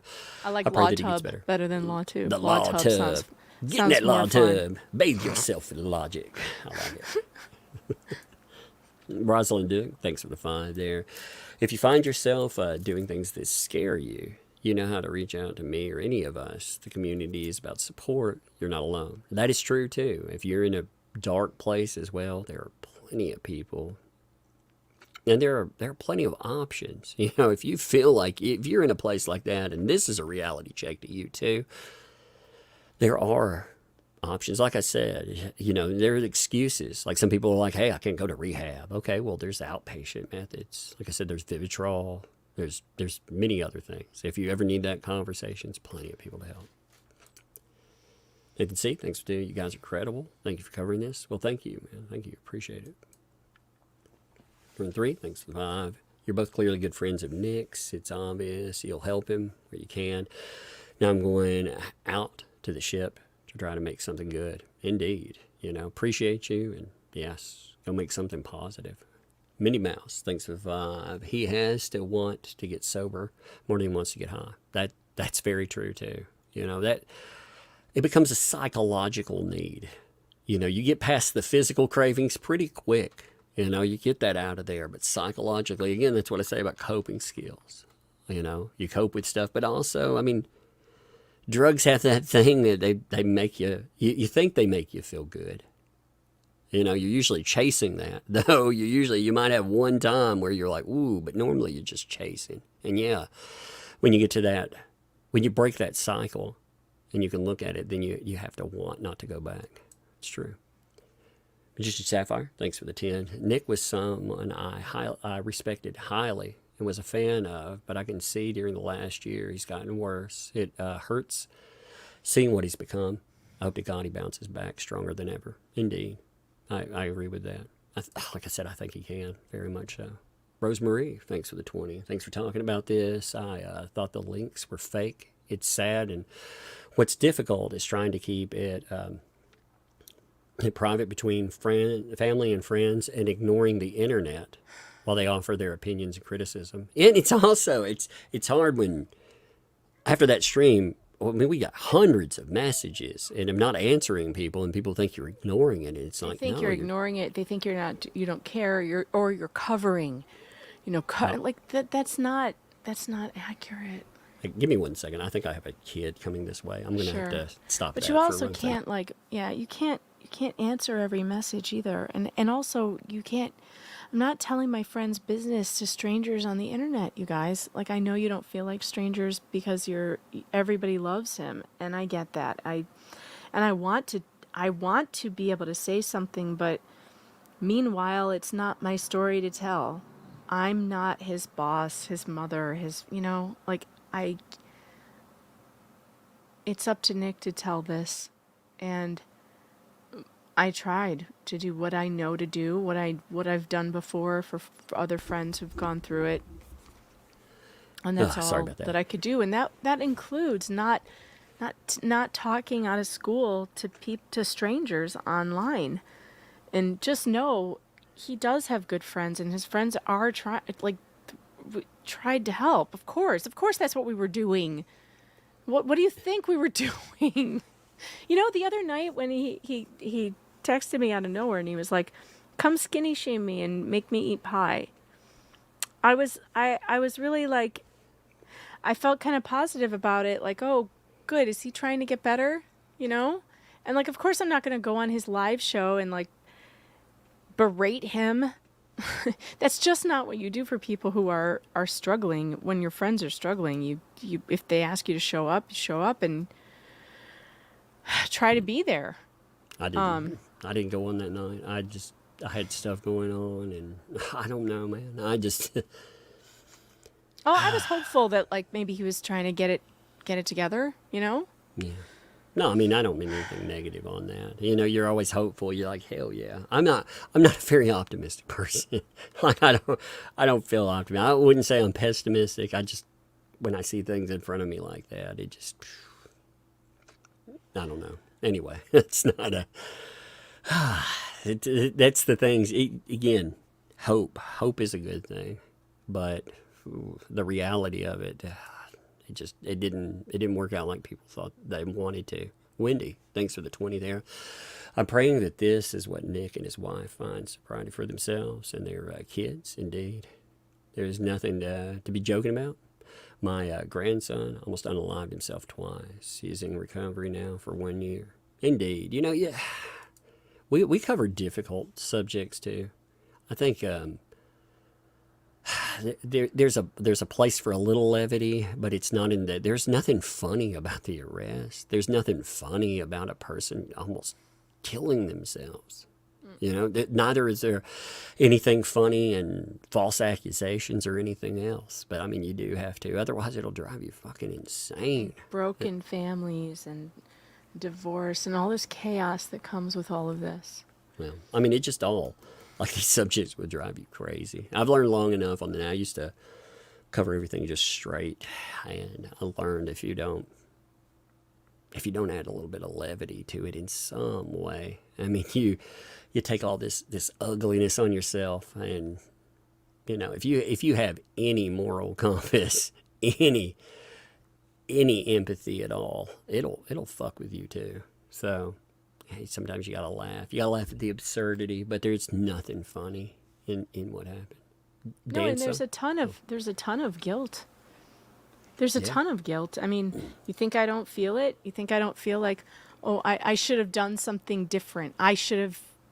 Maybe I should have said something sooner. Or maybe I should have, I don't know. Nobody's perfect, and nobody does everything the right way. And I don't know. Maybe I did it the wrong way. Maybe everything I did was wrong. I don't know. But I can only do what I can do. And people are noting arrest doesn't mean conviction. Absolutely. That's true too. You know, the thing is, regardless of that, this conversation didn't happen because of an arrest. It came to a very public point right now because of that item. And regardless of what that is, there is no denying that there is a person in crisis through there. Maybe many people in crisis. Again, I don't know the other people that are involved in this. Just to be honest, I don't remember the last time I live streamed with Nick or anything else too. I know him through his work. I know him if he could reach out to me, but I've seen what everyone else saw. And I also know a lot of his close friends, and I've heard things. There are a lot of other things. Again, you know, there's drama channels would turn that into bait. I see it as a struggle that somebody has, and a struggle that a lot of friends had too. I'll never fucking discuss any of that stuff publicly, what's there, except to say that a lot of people knew and they tried to help. So it's not just an arrest. It becomes a very, very public issue. It's already a public issue, but it has become a very public issue. Nick's not just picked up distractors. He has people that absolutely hate him. And they will try to wreck him. So he's going to have to wire his shit tight. They want to see him totally destroyed. Yeah. And I guess that's the thing where a lot of you, like if I say Kiwi Farms or whatever, the Kiwi Farms people get really mad and they say Kiwi Farms did nothing. And I don't want to get into that. The last thing I need is a fight with Kiwi Farms. I'm sure that some of you who post there are well-meaning. I have a thread on Kiwi. The way I look at Kiwi is like this. Kiwi is a site. And any asshole or any great person or whomever, anyone has access. So just like the rest of the internet. Yeah, you know? So there's good people and terrible people. Exactly. I'm not saying that everybody on Kiwi Farms is an asshole. It's just that there was a real effort, it seemed to me. And it seemed that it started there, and I could be wrong. I know nothing about Kiwi Farms. We but saw it seemed, like Keffels and all of that yeah, stuff. I mean, these and people tried to ruin it. They started it all started around the vacation and finding out what hotel he was at. Like there's some kind of undercover spies. Like why is that important? Why is it important to dox the hotel? And so you have to ask, which came first, the chicken or the egg, right? So if you're being hounded and hunted by people online to poke holes in every story, to invade your privacy and find out what hotel based on the curtain and the way the television is positioned, and then to find out that they're at a resort that some people, is whatever it was, I don't even care. But that's when it seemed to kind of start, where all of that, just a group of people decided to latch onto this and make it a story. And I don't know if the story it's almost like they willed it into existence. Like you just say a thing over and over and over again, and then it becomes true. I don't think that these people found this like, deep, dark secret or something. I think it was it snowballed. It snowballed. I think and it's no, I'm not blaming that. I'm just saying the point is it's a strange thing that the internet can do this to people. The internet can make things worse is what I'm saying. It's fame, man. Like I don't know. I guess I'm old and I feel like internet fame is valueless. That's why I don't care about having a face on here, because I don't give a fuck about that. I mean, obviously, it can be great. It can be life-changing. So there are positives there.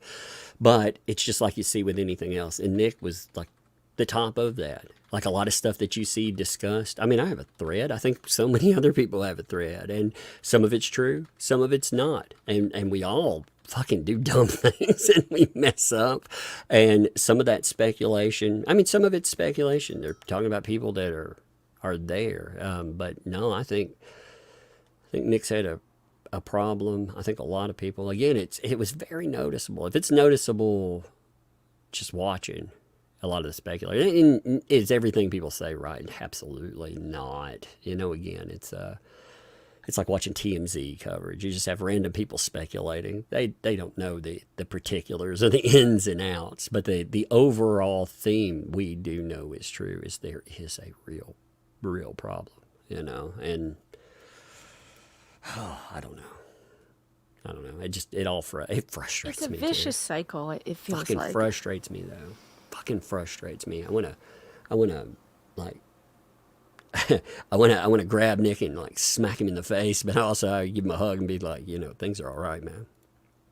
Yeah. I'm gonna be like, what the fuck are you doing? What the fuck is wrong with you? Yeah, come on, man. Like, I know. And be like, things That's are fine. how I feel too. Yeah, I mean, that's yeah, a very brotherly hug, by the way. No homo. Yeah, maybe a little nibble on the earlobe. No, wait, no. Wait a minute. Wait, what? No, wait, did I say that loud? No. That umbrella guy says he wants to nibble on Nick Rekieta's earlobe. And the gay rumors begin again. This is how it starts. This is how it starts. I mean, sometimes you got to nibble an earlobe. I mean, what can I say? I mean, just sometimes you got to give a bro a hug. Sometimes, you just... A little nibble. What's You're wrong like, with a little nibble here between friends? Look at that perfectly shaped lobe. Yeah. What the fuck? What the hell are we talking about? I have no idea. It's funny, though. It's funny. Makes me laugh. Dan said, thanks for the 5. Maybe Laura Owens was blackmailing him about the triplets from Owen not being Jay a year ago. It's a pickle nibble, says Just a Gog. A pickle nibble. A Griff King to the end. I mean, I like, he's the grifting Pope. I mean, he is. Like so many funny things have come out with that. And we've seen so many names that have problems. Again, many of them come back to do great things too. And to be honest, that adds life experience. Like the thing that he's been there, if he took this in a positive direction, he could help out many a person, because people saw this publicly. This is absolutely recoverable. I mean, look what happened to Rush. Rush, same thing. Got arrested, Oxy, it was a whole thing. It was this huge scandal. But always the answer is rehab, check in, get well, come back. He got the biggest contract of ever after that. $275 million for 10 years. It was the largest radio contract handed out to anybody, and that was after that. So, and Rush went out on a high note, forgive the expression, but he did. He went out sober, but at the top of his game. Yeah, I mean, that's true. That is very true. Blind Lawyer explains. Thanks for additional 2. Thank you, man. This breaks me. Give your girls a tug hug for me. Indeed, man. I know. It makes you appreciate your family. Like I said, that's a nightmare. As a parent, it's a fucking nightmare to think about that kind of thing. like the after effects. I pray that, that's not the case. John, thanks for the vibe. I think that at heart, Nick is a good man. He may have fallen, but I still feel he is on the good guy's side in all the monstrousness of the universe. Yeah, what was it that, after the Will Smith slap, wasn't it Denzel that came out and he was like, that, again, I'm paraphrasing, I can't remember the exact quote, but he was like the devil, like, he was talking about the devil and the devil, like, trying to get you while you're on top. And it's true, man. Like when you can afford the temptations, when you can have that, I mean, it's so easy to slide. Shelley Hall, thanks for the 2 months. Megan and Todd, I know what you're saying. Don't listen to some of the old, these rude people. It's part of it. I don't want any of the chat to think anything of that either. I mean, trolls are allowed to troll. People are allowed to have their opinion, and they don't have to have nice opinions. They can have them. But y'all are amazing people. Don't forget it. Love you guys. I appreciate that too. Thank you. Christina G, thanks for the 10. As pharmacist, what makes me most upset is how hurt he is. He's clearly not doing well. That's right. And getting kicked when he's down. Indeed. He isn't well, and I just want to be okay. I'm just worried. Indeed. I think that's what a lot of people are saying. Tracy, thanks for the 5 there. Nick was not for me, so I didn't watch his channel.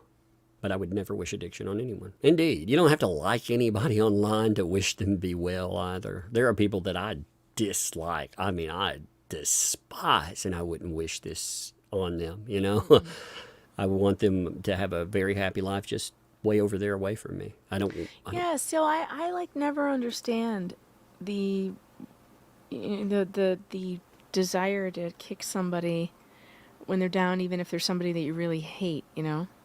Like, I don't know. I don't get that. I don't know. There are some mofos that I do want to kick every now and then. I can't say, like I said, I'm not saying that I'm a fucking saint in any way. I've gotten involved in internet drama. I'm not saying, like, it won't happen again, Well, but like I politically, try. for instance, like, there's always, like, when Rush died, there was this awful, or when he announced he had cancer, this awful reaction from people on the left who really hated him and said horrible, nasty things about him and about how he went to hell, or all this terrible stuff. And to put the flip side, when Ruth Bader Ginsburg died, a Supreme Court justice I disagreed with most of the time, I had no desire to be like, oh, ha ha, she's roasting in hell. Why would I say something like that? This woman had a family. She had, she's she was a legend. People love her. Have some damn respect. I don't know. It's like, I just don't get that. Of course there's people I don't like David Gingras. I don't like him at all. But if I were to find out, though, that he had a crippling addiction problem, and that's why he behaves the way he does, I would have a lot more empathy for what's going on in that case. Yeah, I would be like, that explains a lot, actually. It would explain a lot, and I would hope that he would get better. I would want him to go get some help, even though I think he's kind of an idiot. Maybe he'd be less of an idiot if he were sober. I don't know if that were the case, allegedly. I don't know. Just saying, if I heard that, I'd be like, oh, well, go get some help. Like I said, maybe I'd be above. I don't know, man, but I try. I very much try. I think probably because I have a friend, who I've been through this with a best friend. I don't find anything. I don't get any shade and fraud, when someone has an addiction problem. I just get sad. Sad. Even Hunter Biden, we make the jokes because of the pictures and how defiant he is. But even that, Hunter Biden's problems are sad to me. I hope he does get help one day. I think shaming has its point too. Again, but with a person like Nick, like you said, it works the opposite. It's just a confirmation that I'm going to do whatever the fuck I want to do. I'm going to show you. Like he said publicly. I think he said this in the locals thing. He said he told someone else he wished he had an addiction. He said that last night. I wish I had an addiction. Yeah. Yeah. And it's like, no. I think you do, buddy. Yeah, Rosemary, thanks for 2. They're anonymous, so they think it's okay. I think it's just I think it's a reflection of our society, really. I mean, right when a person, like celebrities, they're deceased, you hear about how they're sexist monsters or something tragic happens, people, they get attacked right away. Nobody thinks about how that ripples off.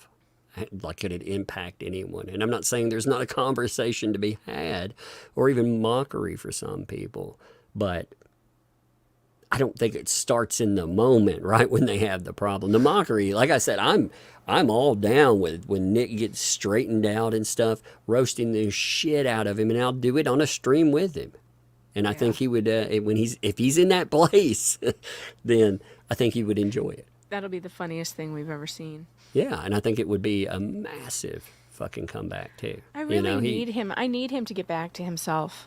I need him to find himself again. He's just, he just hasn't been himself, and it's distressing because the guy whose content I just adored, it just isn't there anymore, and it can be. It can be. I mean, it was so good. When it was good, it was so good, and I just really hope that comes back.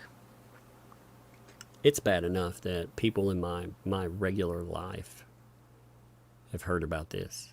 Like, people in my just regular life that don't know anything about it. They know the name because I've streamed and they've picked it up from something.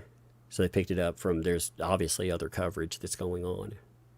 So it's going to be loud. It's going to be very loud.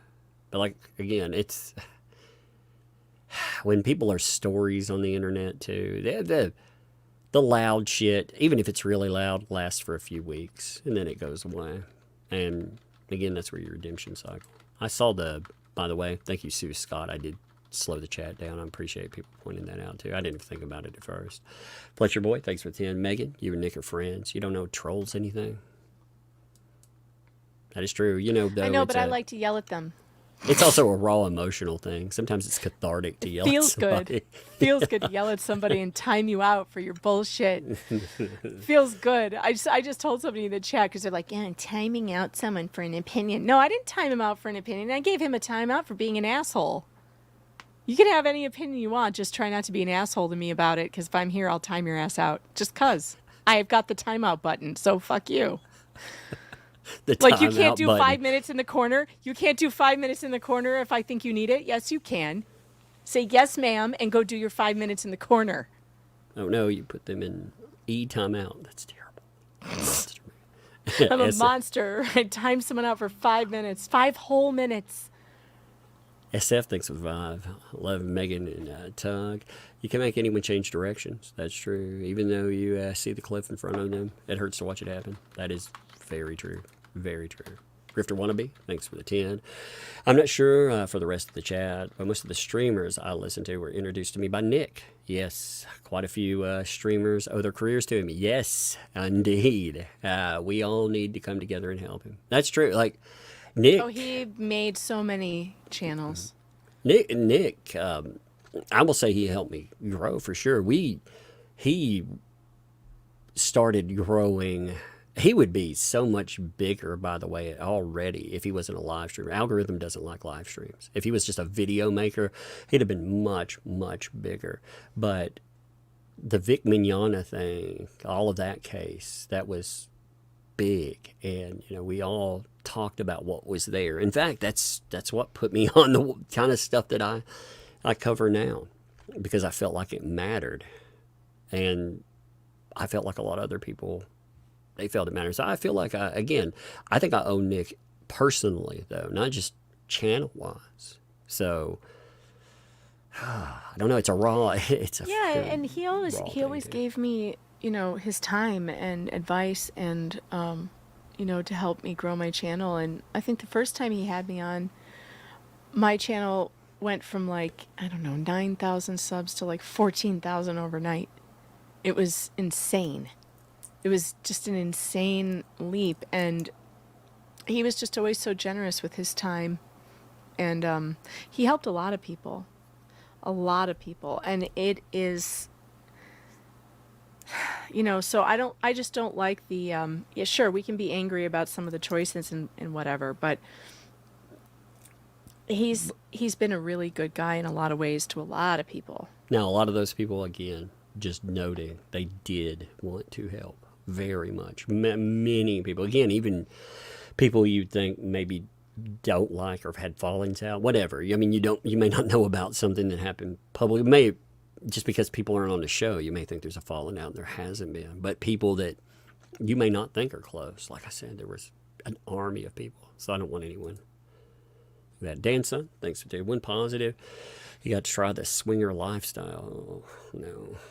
That is never a positive, That's not folks. positive. Public service announcement, it never ends well. Not only that, man. I mean, just I think in terms of disease, one in 5. 1 in 5. Ugh. And no, I don't. I wouldn't take those odds like with money or anything else. I'm not going to take it with my health. Ugh. Jensen, thanks for the 10 there. Can only hope this is rock bottom enough for him. Indeed, it's the only way to get better, especially with both of them and their kids to worry about. I have a brother that we all believe is addicted. That's a rough place to be. And yeah, I hope so. What's up, Law of Self-Defense? What's up, man? How you doing, by the way? Hey, Bronco. Good. Yeah, good people there, by the way. That is somebody that would help. I will just say that for sure. 100%. Right up. There's a handful of people that I pick up the phone to call. He's one of them. Yeah. Thanks for that 22. Just wishing the best for Nick and his family. Indeed. Oh, Carrie T, thanks for the 10 there. Thank you both for telling us integrity. Megan, you're the best, absolute best kind of friend. The whole situation is heartbreaking. Much love to you and Tug and all the true friends of Nick. Thanks, Carrie. Beanpot, thanks for the 20. Hey, Tug, I'm a public health professional who's been working in opioid abuse field for several years. If you know someone dealing with these issues, know that there are people out there who care for you and can help you. Indeed, that is a very powerful message to take out of this too. You don't have to get to this point. You don't have to, if you notice, you can tell, like in those moments, if you're chasing, because addicts chase, that's all you do. That becomes your life. You're chasing your next freaking fix. And when you're chasing, you can have a moment of clarity in that. And a lot of people are scared of withdrawals or whatever. There are options for all of that. There's so many different options. Like I said, Vivitrol, Subutex, all kinds of stuff. Amy Murray, thanks for 17 months. This is heartbreaking. It's so sad. I hope he gets the help he needs to get better. Indeed. Unhung Hero, what's up, man? Thank you for the 2 there. Nick, Kayla facing 10 years. They're poor kids. Yeah, that's not. I don't think so. They put that in front. Like that's the, like a charging. I mean, it's definitely, it's a first there in the offense. law. There's not going to be, there's very little chance there will be jail, I think. I'm betting rehab. That's just, yeah. Unless there's something in there that I'm missing. Yeah, let's not panic. Randy, thanks for the 10. The people cheering the further downfall of Nick are maliciously evil when you consider he has 5 kids' futures are now uncertain. Spirituality is real, and your soul is a real, tangible thing. Indeed. I think people hopefully do consider that. I think a lot of people will. Again, the people that are on their side of support, they understand family and everything else. SF, thanks for the 5. It's hard to get back up when people are getting kicked back down. Yeah. Indeed. Yeah. That's what I'm trying to say. Laura Owens. Oh, hi, Laura. Thanks for that. Nick taught me so much about Photoshop and IP addresses. Oh, no. Oh, that's good. That's a good one. Emma Washington, thanks for the 5. I'm not a fan of Nick's, but I hate this for him. I hope that he gets help and his kids are okay. Hopefully it's the rest of the wake-up call. Indeed. And Laura Owens again, thanks for the 5. Nick got me my first Proton mail account after we met at the House of Prime Rib. Oh, no. Proton accounts, where have I heard that before? Kangs, thanks for the 10. Mods are asking for chat. Yeah, I did slow down the second time. Thank you. Michael, thanks for 5. Do you guys have any idea what's going on or how bad it is? It seems super obvious to a lot of us. How bad it was? Yeah. I mean, again, you hear a lot of things. Again, not internet rumors, just hear things. The closer you are to a subject, the more you hear, and it sounded bad. That's what I'll say with that. It did sound bad, and I think publicly you don't have to hear anything; you just see it. A lot of people wanted to dismiss I still it had as people contacting me and saying, "Well, are you sure that this is true? Is it true?" And all I would say is, please just believe your own eyes. I don't know what else to tell you other than just believe your own eyes. I mean, you can't be. I can't. It's we know more about addiction these days too. It's when you look at it like through the disease model. Again, white knuckle sobriety. Oh, you're tougher than that. It doesn't work. Like we know so much more about it, and it's easy to get mad at you get mad at actions. I think people get disappointed in everything else, but you have to. It's a very complicated issue too. I'm not mad at that. I'm disappointed. I mean, it's new enough. I'm disappointed that for myself, I couldn't help out. Just to be honest. I mean, I wish. Nate, thanks for 2. Please consider inviting. I don't know. It's a brand new time. I didn't want a panel or anything. I felt it needed to be covered. If there's discussion about it later. I also want you guys to know how difficult it is for those people, for us, and for people like Joe, how difficult it is for people who got close to him to cover this. It's really difficult. I don't know if Joe would want to do that. I'm sure he'll address it on his program. This also wouldn't have been an invite. Like Megan and I had a show today, so this was something that was already, like, you see the thumbnail, it was already aligned. I just changed the title to say this had happened, and it is what it is. Stephanie, thanks for the 2. We don't know you, but I at least can tell you guys, I have a big heart. I don't know this person, but I'll pray for him. Yeah, that's what you can do, and again, when they have their upswing, you can get to know them, and they will have a powerful story. Tracy, thanks for the 5 there. You never know what it's like if you've never been addicted. That's very true too. Or if you haven't lived through it with a loved one, it's really easy to point your finger and be like, "Oh, what a loser," Yeah. JPC, thanks for the 20. We grieve when the person we once knew is no longer that person. That's very true too. When we see that change, and we want that person back. Yeah, it's very true. Eagle Talent, thanks for the 20 there. Thank you, Tug and Megan, for your viewpoint on this. I'd stopped listening to him last year for personal belief issues. Best wishes for the rackets. Indeed. Like I say, you don't have to like, again, I think, though, the support, I'm not going to say if rebuilt, I say when, because I want to feel positive that will happen. I think Nick, he built the thing he had. He built it, and it's still there. So I think when he does that, I think when people, even if people tuned out or whatever, when they come together for that could be good. Claire, thanks for the 20 there. I'm sitting in an airport right now feeling absolutely gutted. I've been a fan of rackets since the first lawsuit. Indeed. Like I said, 2018, a while.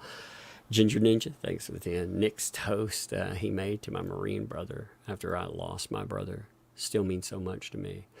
But I had to stop watching Nick last fall because his lifestyle was adding stress to my life. Understandable. I hate hearing about your loss there, too. I hope you're doing okay. That's rough. Carson, thanks for the 5. I used to watch him back in Rittenhouse and Depp cases, and seeing him the way he is saddens me. I worry about his 5 kids. Their lives may be ruined. Yeah, I mean, again, I don't want to. That's the one thing I know from personal talks with Nick, family is that was a connection we had. You know, kids, that was a connection that we had. You know, the things that you do, you try to do them for your kids to buy and build them a better future. You get lost in the weeds along the way. That doesn't say the love or concern isn't there. And hopefully, like I said, this is a speed bump in everything. You know, if there are needs there, again, talking about needs too, if there are personal needs, you know, having that looked after as well, getting help for anybody that is affected by that. I'm sure everybody would do that. Mystery Sky, thanks for the 2 months there. Hello, Tug. I'm happy to see Meg here too. I'm a big fan of both of you. Thank you. Appreciate that. Laura Owens, thanks for the 5 again. I did not report him. I be needing the child support in 5 months for the triplets. I appreciate the levity in that. I do. What's up, E. Poindexter? Thanks for the 20 there. My husband drank from the age of 9, a product of his alcoholic mother. By the grace of God, he hit his personal rock bottom when he wanted to marry me. He chose to get sober 18 years ago, married for 16 years now. Addiction is hard. That's a powerful testament, overcoming, persevering. You know, it's bad that people have to get to that. 9. Yeah, That's so sad. But awesome that he overcame it. Yeah, I got the slow chat, by the way. I got that one. That's when I slowed down to 15. Machine Melodies, things survive. Word on the street is Kiwi Farms initiated calling the cops because of Nick's last stream. Cops showed up at Morn, according to April's April's lady's husband. I don't know anything about that. You know, again, Yeah, I don't know either. it's a lot of speculation. We'll The find out 24-hour stuff. rule is always a good one to live by, which is anything you know before 24 hours has gone by should be treated as speculation.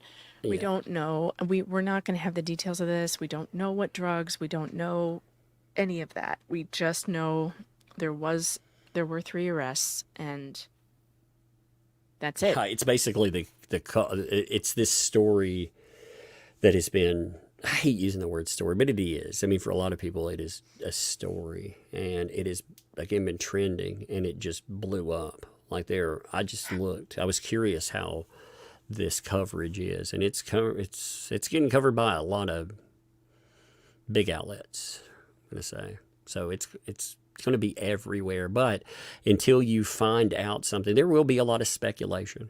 A lot. Just how, I mean, when I find out real details, I'll note them. Again, I want, one of the things that I really think needs to happen is that since it's already out there, you do know exactly what happened. You know, that way all of the other outside noise, that'll get added. Again, you can't help that, but I'm trying to keep it as close to, again, I can't help but speculate somewhat because I've had terrible scenarios run through my brain for days now. So anyway, Miss, thanks for the 2. I've been there. God, please help him. Indeed. Heather, thanks for 2. He's sober in the picture. He looks a lot better than he did on stream, for sure. Hellhammer Reviews, thanks for 2. I met Nick back in August and was nothing like this. Yeah, I mean, again, you saw the pictures. June 2023. But it's fast. It hits you fast, and it can take everything, including your life, really fast. So I am a binary mind. Thanks for the 5 there. Aaron, again, I'm terrible with that last name. Said on a live stream hours ago, they got confirmation that Nick's kids are with family. God, I hope that's true. God, I hope that's true. You know, that the most horrific thing out there, I'm not just noting it with this, but anything, CPS is a scary, scary thing because they have unchecked power. They can do almost anything. So I had worried about that, and I hope to God that kids are with family and they're safe, you know, so they're not, you never want children put into any kind of the system. That's terrible. I know that from, like I said, professional. I've seen that so many times, and it's tragic way too often. Pat Chuli, thanks for the 5 there. I hope he uses that mugshot as a PFP when he comes back. I want him to put it on a shirt and everything else when he comes back. Sell it. I mean, again, it was taking an unfortunate moment, but the expression is just peak Nick. I know he looks so mad and disdainful. It's It's a great picture. I mean, the best you can hope for in an arrest is that your mugshot is good, and that one it couldn't be better. They'll turn it into something good. Kiwi, thanks for 5. 5th degree is at least severe. It can mean the schedule 1, 2, 3, or 4 can't be pot. Could be narc meds. You don't know. You don't know yet. You don't know yet. I mean, that's indeed true. You don't know. Again, judging by what we were seeing, again, we know there was a spiral. And that's it. You know, we don't know what the actual arrest is for or anything like that. We don't know anything. It's true. Laura Owens, thanks for the 5 there. And I bought him that shirt at Hedonism in Jamaica. Fun trip, except for the arguments about how I chew food. Oh, no. Okay, I'll mess up your name. I'm sorry. Thanks for the 5. Do you think the drugs were hitting the ceiling behind the cats? Cats. The ceiling guy, I mean, that is, I saw a lot of people noting that, and that is something you see with people when their minds are all over the place. You know, it can either be thoughts, you could be seeing shit. I mean, again, when you get to the point that you can't string sentences together, and you can't string 3 or 4 words together and make them make sense. Who knows what's there? So it was something to see, you know. Hamilton Burger thinks it's there. Are you going to believe Tug or Dr. Ghostologist? I'm going with Dr. Ghost MD. I think that's cool. I wonder how I could get my degree in ghostology, Megan. I don't know. Man, I'm going to start operating on those ghosts. It can't be that hard, though. That's what I'm going to start doing coverage on, you know. You may not know this, but Megan Fox, when her live stream went down, it was actually a spook, specter, or a spirit. I have since given it an RC Cola that it demanded, and we have come to terms. Matthew, thanks for the 10. The demon spawn totally poured whiskey in his throat. Put Provigil in his nose. Jokes aside, hope dude gets better. Love the community. He'll build. Love what he has done for others. Indeed. You know, the whole discussion about that is an odd one. Again, that has no bearing on reality. It's just something to add a little levity, you know. He Revere thinks too. How wasn't it DUI? I thought he was an alcoholic. Well, again, we'll find out everything, right? TGTK, thanks for the 2. When did the arrest happen exactly? It's got the times on it. The time was this morning. Yeah. So. But that's really all we know. I mean, there's no description of arrest or where or whatever. So. TGTK, thanks for 2. So if it happened today, then is it cancel culture? No, I would say I would say being arrested is being arrested. You know, again, what happens in court? Could he fight it off? I mean, again, the charges, everything else. Again, people are innocent until, but there's a problem. Like that is the whole point. That problem, and Jesus. Like this is that problem being made manifest. It's just for real. If you couldn't see it, I don't know how to get that across anyway. If you can't look at what we saw in streams or we've seen from that and say that's just not a drinking stream, there's a problem, then I don't know. I don't know what to tell you. Ryan thanks for the 5. Nick's also had his medication for a sleep issue and heat allergy. Maybe those had something to do with it. Possibly. You don't get arrested for prescription drugs you have a prescription wonder, for. All the other arrests, I wonder too. You know, I don't know. Again, it's all. I mean, look, there's like people on Twitter trying to convince me that you're going to be sorry. It's going to turn out to be some, prescription pill, nothing, and there's no problem. It's like, okay, all right, fine. I would like nothing better than to find out that this was all nothing. Okay? That would be really that would be really great, but my It ain't nothing, man. I mean, again, it's not nothing. Okay? It's not nothing, and it's been going the on arrest. for a I don't long know time. what that is. I don't know. Right. But the I don't know- conversation leading up to it, it doesn't change what the The fucking arrest doesn't conversation was over the change last what we've days. all been witnessing for a while. It's just period. It's just it doesn't change that. It doesn't change what's going on. And so if the arrest was a big nothing burger, that would be great. That'd be great. I would love that. So I to be honest, I would hope it's a nothing burger to a point. I would hope it would be a wake up call and be like, whoa, Yeah. even if that were, it'd be a hey, maybe it's time to do something lifestyle wise, change something. You know, I wouldn't wish arrest on anyone.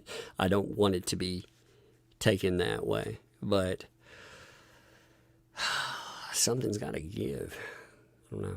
Bessie Knox, thanks for the 29 months. Tug and said just one time, say crazy times indeed. It is very much crazy times, not fun times. That's crazy times. Unhung Hero, thanks for two. I'm officially blacker than Drex. Nick probably. Oh no. Heather, thanks for the two. David Grifter is hilarious. What a tool. David Grifter, that's a funny name. I like that actually. I like that. If I were gonna, is that the ghostologist name? No, I think she means Gangrous. Oh, I thought you meant that was the ghostologist. I was like, that would be the perfect name. I'm gonna become known as that umbrella grifter or something. And then people are like ghostology. I'm like, it's in the name. Fuck you.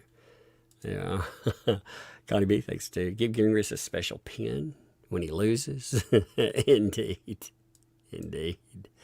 Hey, you're out of the house, right? Thanks to what happened to Nick? I'm stuck in the void. Well, I mean, there's a rest today, and I mean, it's just been a mess for a hot minute.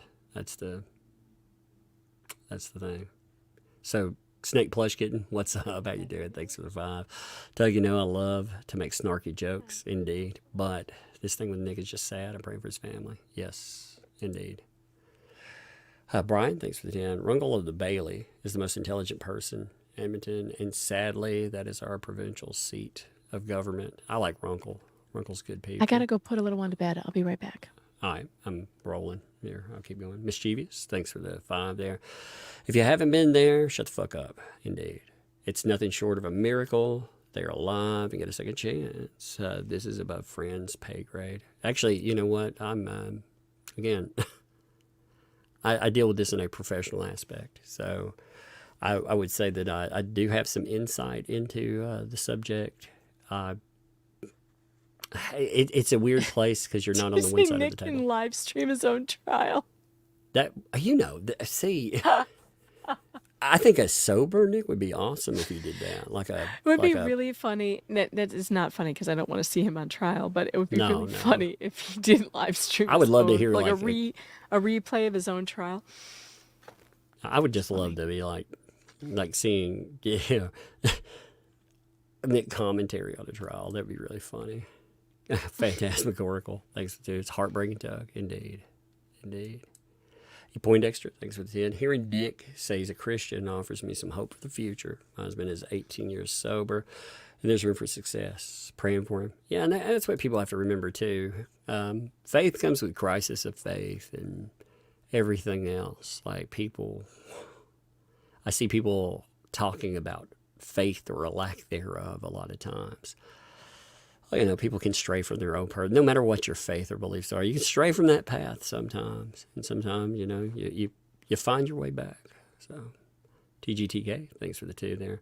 Stop acting like a arrest is guilt. I think we went over that. That's not it at all. I mean, we know that.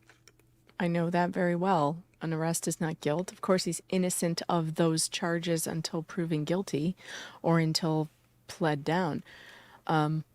That's really not what we're talking about. If It's mofos just want to be the end result. It's just the end result of a pattern of behavior that's been going on for a while. It was. Look, you can't. I can't even argue that. I can't. No, I just can't argue if this people talk. want to to pretend like, oh man, nothing's been wrong or anything. I mean, that's your prerogative, but it's not right. You're not right in that. You know, there's a lot of evidence that there's a problem.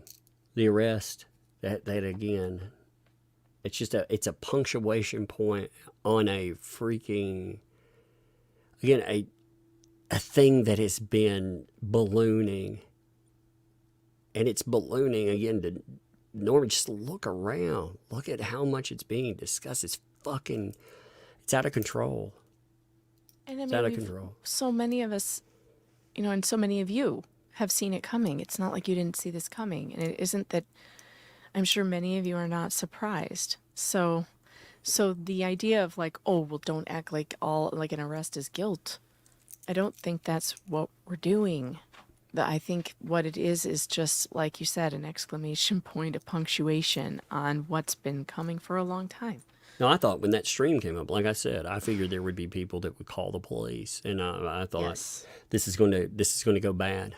Yep. Like no matter what, this is going to go bad, because if there's enough, Yep. here's the thing, like if there's pressure put there and there's something in the public optic, man, yeah, there can be an overreaction. But they're reacting to, I mean, God, people in that enclosed sphere for a long time have been saying that there's a problem. You're seeing this decline. You're seeing all these issues. Then it balloons and it gets bigger and bigger, and it's spilled out into the fucking public, into the normie sphere. And Yeah. that's All right. I gotta go again. I'll be right back. Yeah, you're fine. Pastor Flash, what's up? Thanks for 5, man. Hey, y'all. I'm hoping and praying for the day we get healthy, funny Nick back streaming and laughing at stupid stuff. Again, I hope so. Lawrence, thanks for 5 there. Maybe this is just a prearranged crossover episode with Cops in his show. There you go. That'd be the best way to go. Unknown Hero, thanks for 5 there. The Baldo is where it started. Worst gateway drug ever. You know, I didn't even keep up. Like, I may make jokes, crass jokes every now and then, but that's not the kind of stuff I'd talk about or do. So that's not the public conversation I have. You know, I don't care what you do in your private life. It's just me personally. That's not the kind of thing publicly I talk about. So that was a conversation I noped out of. So I have no opinion on that conversation because I noped the fuck out of it, you know.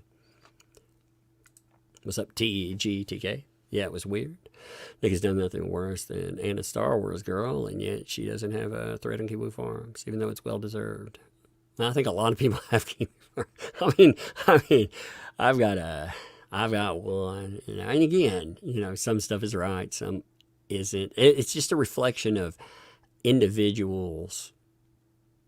You know, some of them are going to be right on the money. Some of them are going to be like total assholes. It attracts.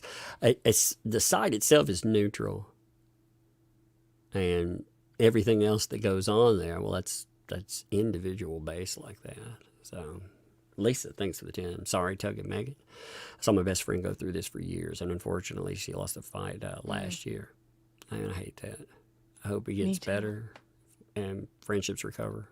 I do. I don't have any problem. Again, I consider Nick a friend. I don't consider they're a frayed friendship or anything like that. I don't see that in any way, shape, or form. You know, again, today, if he needed something, 100%. Thrifty, thanks for 5. It's not even doxing. It's the moral purity test. People expect everyone to live by their standard. If they don't, they turn on them. Pray for the kids. Yeah, I mean, that happens a lot, too. You know, that is the ugly side of success, too, you know, I think. Robot Glock, thanks for the 10. Rush Limbaugh didn't have a brood of rugrats dependent on him. Yeah, you're just talking about somebody that could overcome, though. I think looking at the success on the back end of that, I think that is a good thing brought up with Rush Limbaugh. And children can be a very good motivator for getting your life together. Yeah, that's very true, too. I mean, my kids, like, it's weird if you're not it's so cliche to say it, but if you're not a parent, you don't understand that impact. Like it's such a strange thing. Because I've been on the, oh my God, like when people would say that before, but the way that it impacts your life is just, it's profound. That is absolutely profound. That little life that you watch, like it's amazing. Heather, thanks for the 2. Hug him and slap him afterward. Yeah, maybe. Maybe that's the way to go. Where does the ear nibble come in? That's what I'm wondering. Tina, thanks for the 5. It's are frustrating because Nick knows better. He knows we I feel know. this. He knows we know. He I knows. feel this. Just wanted to get He knows we know. He knows we know he knows. exactly. This is There's a lot of knowing. There's a lot of knowing here, and it's driving everyone crazy. Like we're trying to. Yeah, but that's 'cause addiction, man. I keep wanting to say, hey, I know you know that I know, so quit acting like I don't know. But you know, addictions like that, you're not dealing with the person. You're talking to the drug. You're talking to the chase for the chemical. I mean, that's what you deal with. The person, you know, they're still in that. They're still there, and I'm not taking away any culpability. I'm not saying that they're not to blame, or you know, they don't live with consequences. But man, you're not dealing with. I mean, that thing owns you after a while, and it's rough. It's difficult. But Kyle, thanks for the 5 there. Nick, bless people. That's how Satan works. Those that are effective grow in sin until the max damage from a fall can occur. God bless Nick. Yeah, true. You can come back stronger, too. That's true. Fletcher Boy, thanks for the 20. For Nick's soap on a rope. Oh, no. Oh, no. Not his soap on a rope. Heather, thanks for the 5. Working so in and out. Change your friends who are not well. Embrace your family and friends who try to help you in the bad days. It'll be hard. That's true. That's part of recovery. That's the first thing in recovery you tell people. You got to not only change your habits and your lifestyle. That includes changing your environment. You know, all of that. You've got to change your environment. That means that if you have enablers around you, you just change them, you know. And if you have a temptation, like if you're having problems with drinking or whatever, yeah, maybe you think you can sit down with a table with 3 other people to drink, but don't do that. Just change it out, you know. And if people they respect and love you, they won't do that around you. So hopefully, it's there. Root for Tug, before you get to the next one, Cynthia's in the chat. She says, "Oh, please, Megan, I love you, but you were on his stream 2 weeks ago and he could barely focus for 4 seconds." Yeah, that's right. That's right. No, So? actually, I want to say something what? on that. No, let me say what? something on that. Megan, I talked to her before that because I got invited to the stream too. I had things personally that would not work out. You know, I've got my kids and everything that wouldn't work out. But yeah, Megan was very optimistic, being like, "Man, maybe this is maybe there's something good. Maybe that's, you know, this is a change. People coming back on. Maybe this is a bright spot here." And When my friend reaches out to me, I answer, period. So, you know, I don't know what that has to do with the price of rice in China. My friend, whether or not he has an addiction, I will always sit at a table with him. I will always sit down with him. I will not say no. Now, I'm not an enabler, drug user, partier with him, but I will certainly answer the call. And I don't think that's an issue. What is the criticism? I don't really understand. damn, there's a lot of live streams covering this too. You think Jesus would say no? Like, am I supposed to go, "Oh, no, I can't come on your stream because you're a damn you're an addict"? No, what? I mean, no. Look, my best friend was an addict for years. You think when she called me, I didn't show up? I absolutely did every single time. You know, every time she needed to get picked up from some shitty motel somewhere on the south side of Chicago, I was there because I didn't want her to die. You know, I mean, what are we judging here? Because I was there? oh, you're such a bad friend. You were there. Damn you. And I don't know. I don't know what that. If my friend calls me and says, I want you here, I need you here, I'm like, okay, great. And I'm really kind of tired of being called an enabler or whatever, because that was not my role at all. Well, Cynthia, if you didn't say that, what did you say? You said, oh, please, Megan, you were with him 4 weeks ago or 2 weeks ago and he couldn't. You think I don't notice that he couldn't concentrate, or you think I didn't notice? I just told everyone I've been having these conversations with him for a long time. So, but in private. So.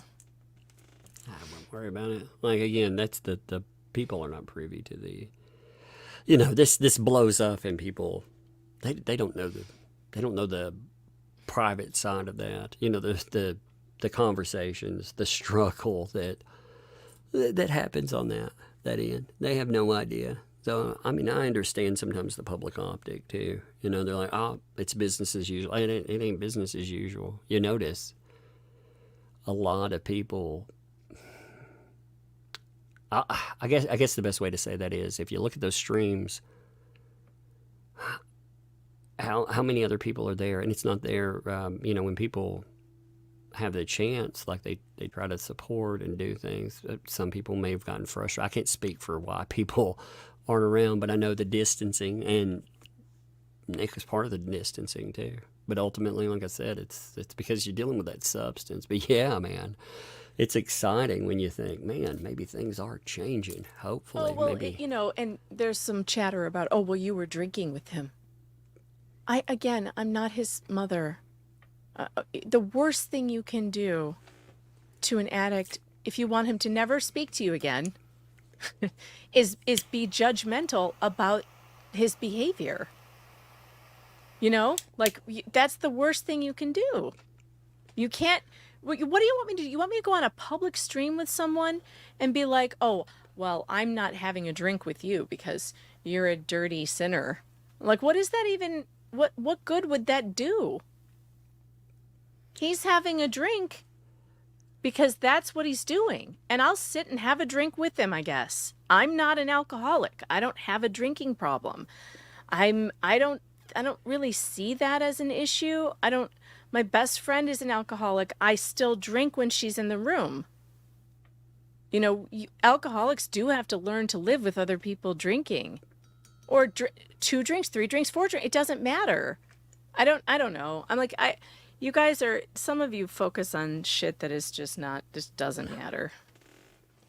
It also, this is one of the negatives to life happening live. Like, there are no easy answers to anything. Shit happens, and it happens right in front of your face. Like I said, it can be a beautiful thing. You get breaking news, you get all of that stuff, and it's difficult. It's difficult in the moment too, because you don't know how to deal with situations. You don't know, and it's sad. It eats you up some days. Because behind the scenes, again, a lot of shit goes on. A lot of conversations go on, and you hope some of that actually weeds through. Root for beer floats. Thanks for the 2. How much and how long was it known? What do you mean the issues? I mean, I don't particularly know. I mean, there's been a lot of discussion, like there's a problem, but it has reached a point recently. You could see. I mean, again, like for myself, I haven't been in. I feel like a lot of people were pushed away. It's just there's no conversation there or anything else, and you run into that. But again, I'm not the type of person that I don't live online. I don't talk to. I may talk to 3 people. He kind of admitted that the last time I was on. He talked about it. He was saying, that he hasn't been texting people back. Yeah. I mean, he said that. He said it openly that, he hasn't had me on in a really long time because, and it's not because of me. It's because I reach out to him and he doesn't text back. He wasn't, and he does that to everyone. It was a joke. We were joking about it, about how he doesn't return calls. And this is really a thing. Like, I had the same problem with my best friend. Like, I always knew it was really bad when I wouldn't hear from her. That's when you know it's really bad. Yeah. And,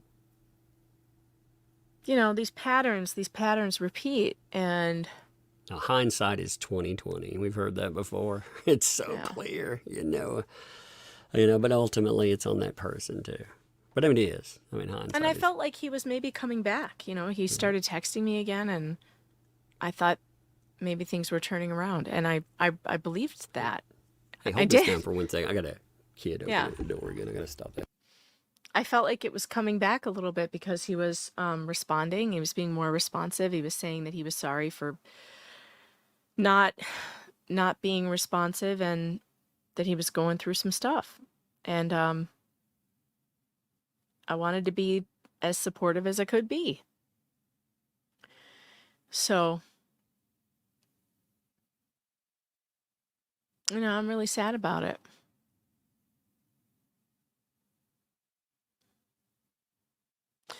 So, anyway, I'm not sure we're actually going to get into the Clayton case because we've been going on for 3 hours now, and I think Tug has so many more super chats to get to because you guys have a lot to say.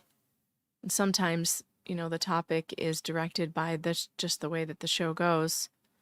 No, Cynthia, gosh. Cynthia says, love you both. We love you too. Audiences invest in streamers. You're overlapping personal with public. Much of the public called this. Try not to shame us. No, it's definitely not you, the public, who have been saying this. It's not you who've been saying, hey, Nick, you look terrible. It's certainly not you, Cynthia, or other people saying that and being like, hey, Nick, you have a problem. That is never my intention to tell anybody that you're saying anything wrong. I was always, in my opinion, directing my comments to people I thought were profiting off of it, like people behind a microphone or with YouTube channels, focused, laser focused on it, and trying. It felt like they were trying to make it worse. I would go further though and say that one of Nick's talking points has always been free speech. Say whatever the fuck you want, and I don't blame public for saying anything. I think the public they were very right, and there was an issue. They were very much in it. But yeah, I mean, when I'm talking about certain people, they'll pretend that there's not a problem. I'm talking about people that have access and shit that you don't, and they know, and they'll ride you to the bottom, and they'll wipe their fucking cleats on you, and they'll laugh at you and everything else after the disasters happen too. I think that's the ugly. That is the ugly. But at the same, I mean, I don't blame the public. I mean, the public knew there was a problem. They very much did, and many of you were fucking just as concerned as anyone else. People have been walking away saying, oh man, I can't watch this. I mean, after that 21st stream, I got hundreds of messages, hundreds of them. And it was concern. It wasn't people being some people were like, holy shit, look at this. But it wasn't in a ha-ha negative way. It was like, oh my God, this is bad. This is really bad. Yeah, I just don't like the dancing on the grave thing. And that's always what I have believed I focused on. Not people who are genuinely concerned, because I felt the same way. Yeah. And Marianne, thanks for the 14 months. Marianne and Tug. If RDJ and Johnny Depp can do it, so can Nick. That's true. I mean, so many people have overcome. And again, build back. That's true. That's true. Russell Hall, thanks for the 2. Perhaps speed bump isn't the best term considering maybe that's true. Maybe that is true. Heather, thanks for the 2. Stress, anxiety, and depression are a bad trio. Yep. And not having appropriate coping skills. That becomes a discussion Laura's always there. The super chat is killing me. Oh, thanks for that. I cannot wait to work at CBS in the future. It's going to be fun. Oh, no. Oh, no. Laura. Blind Laura Explains. Thanks for it, too. Talk to Stormy Daniels on ghostingologist. Oh, the ghostologist things. The ghostologist. I want to be a ghostologist when I grow up. That's what I'm going to do. Actually, I think I could be one right now. I'm going to get a PhD in it. PhD, you know? PhD. Rhea Rye, thanks for the 2 there. My heart was breaking listening to Megan. Indeed. It's been like that, like I said, for 3 days. Yeah. It is. I've been leaning on There's a lot Tug. of raw emotion. There he is. I mean, again, it's hard to straight cover a story when you know people involved in it. You know, I mean, I cover a lot of internet stupid, weird channels destruct. I mean, I've seen a lot there, and I don't know. It's just hard. Tuesday night was funny. So we do Tuesdays on my channel, and Doug's like, "Are we on?" I'm like, "No, I can't do it. I've been crying and like, I can't." Yeah, I got a message. I was like, yeah, go on. We'll laugh at some stupid stuff. I can't laugh. What is wrong with you? Well, And then, like 5 minutes later, some stupid shit broke in the case. yep. And then, So we then ended it was up time doing to it. laugh It was at a great stupid show, by things. the way. It was a lot of fun. I couldn't believe was like fun. going live that late actually pulled like 800 people. I was like, good God, that's pretty awesome. Yeah. I know we didn't go live until like 8 o'clock Eastern time. With But no warning though, like no warning whatsoever. It was just like, let's go. No hype. Blind No. Lord Explains. Thanks for the 2 there. Great. Now I can unsee Tuxie's dead stream. That's actually kind of funny. Yeah, Grifty, thanks for the 2. He better come out of the clink with a belly tattoo. That would be good.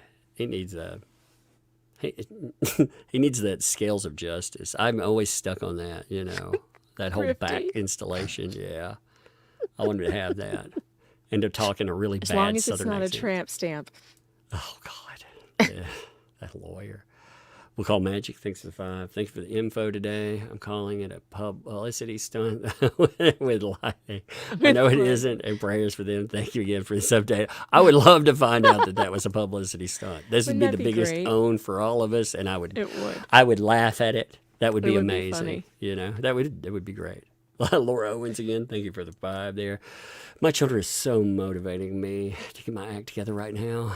All the love and hearts. I know. All those twins, those Yep. sets of twins. There's like 5,000 of them. Blind Lord Explains. Thanks for 2. Nick's nose. Just look at how it grows. Nick's nose. Oh God. I want to. You want an all the best ringtone, just like this one? Yeah. No, that's what. I want. Actually, Brad is coming up with a ringtone. I think he's gonna put it on locals. You guys need to go to meganfox.locals.com because you can ask IT Goatee Brad over there. When is the ringtone coming out? Natalie, thanks for the 5. Tug, my friend, needs your help. PHH Mortgage is trying to steal his home. I just need someone to help spread the fundraiser info. Please help. Message me on it. If you have messaged me, put bump on the top of it, and then I can look at what's there. It may be in the morning while I look at it. So, I mean, no negative, just, there. Rachel, thanks for the 5. Why the fuck are people attacking each other? Sit down, be quiet. There are a lot of people hurting right now. Megan Tug, thank you for your respect. I think a lot of people are just trying to make sense too. I mean, yeah, you're also going to get trolls to the internet. But yeah, I appreciate that sentiment for sure. And I think everybody's feeling a little angry. People who love Nick are feeling angry. So I get it. You want to take it out on somebody, and we're sitting right here. Yeah, And- really. And it's You're also fine. not privy to anything that happens behind stuff. You don't see it. So I mean, for a lot of people, and a lot of people have indeed pointed out for a long time there is a problem. They knew, yeah, like so many people knew. You're right, 100% right. Also, Laura Owens, thanks for the 5 there. Thanks, Cynthia. No heat on me now. We love you, Cynthia. Not mad at you. Just trying to understand. Indeed. Thank you, Heather. Thank you for the 2 there. I'm proud. You guys focus on Nick. We respect him. Indeed. Chrissy thinks it too. Can we get to the Clayton place, please? I don't think so. I don't think. I mean, we've got stuff there. I mean, that was the point of the stream. That was just going to be the entire stream, and then Yeah, but then this happened, and you know, I mean, it is what it is. Like, you don't. Usually, you allot like 30 minutes for something that's breaking. I mean, maybe an hour, if that, but it's not personal. I don't know. That's personal. I have never had to report on an arrest or a case of somebody I knew. Ever. I've seen. It's a really weird feeling. I've seen a couple of channels that I knew and liked that fell apart, and there was something in there that I felt needed to be talked about. But no, I mean, not somebody I would consider in my friend circle, you know, on something like that. See Cynthia? I see. Thanks for that. Love you both. Audiences invest in streamers. Overlapping public or persona with public, which the public called this, trying to shame us. Indeed. And I think that was addressed, but yeah. Yeah, I read Indeed. that one. Yeah. And you, no, there's no shame in that. No. Fletcher, boy, thanks for the 5 there. Nick needs a really spicy celebrity trial when he gets out of rehab. Ever heard reburied yet?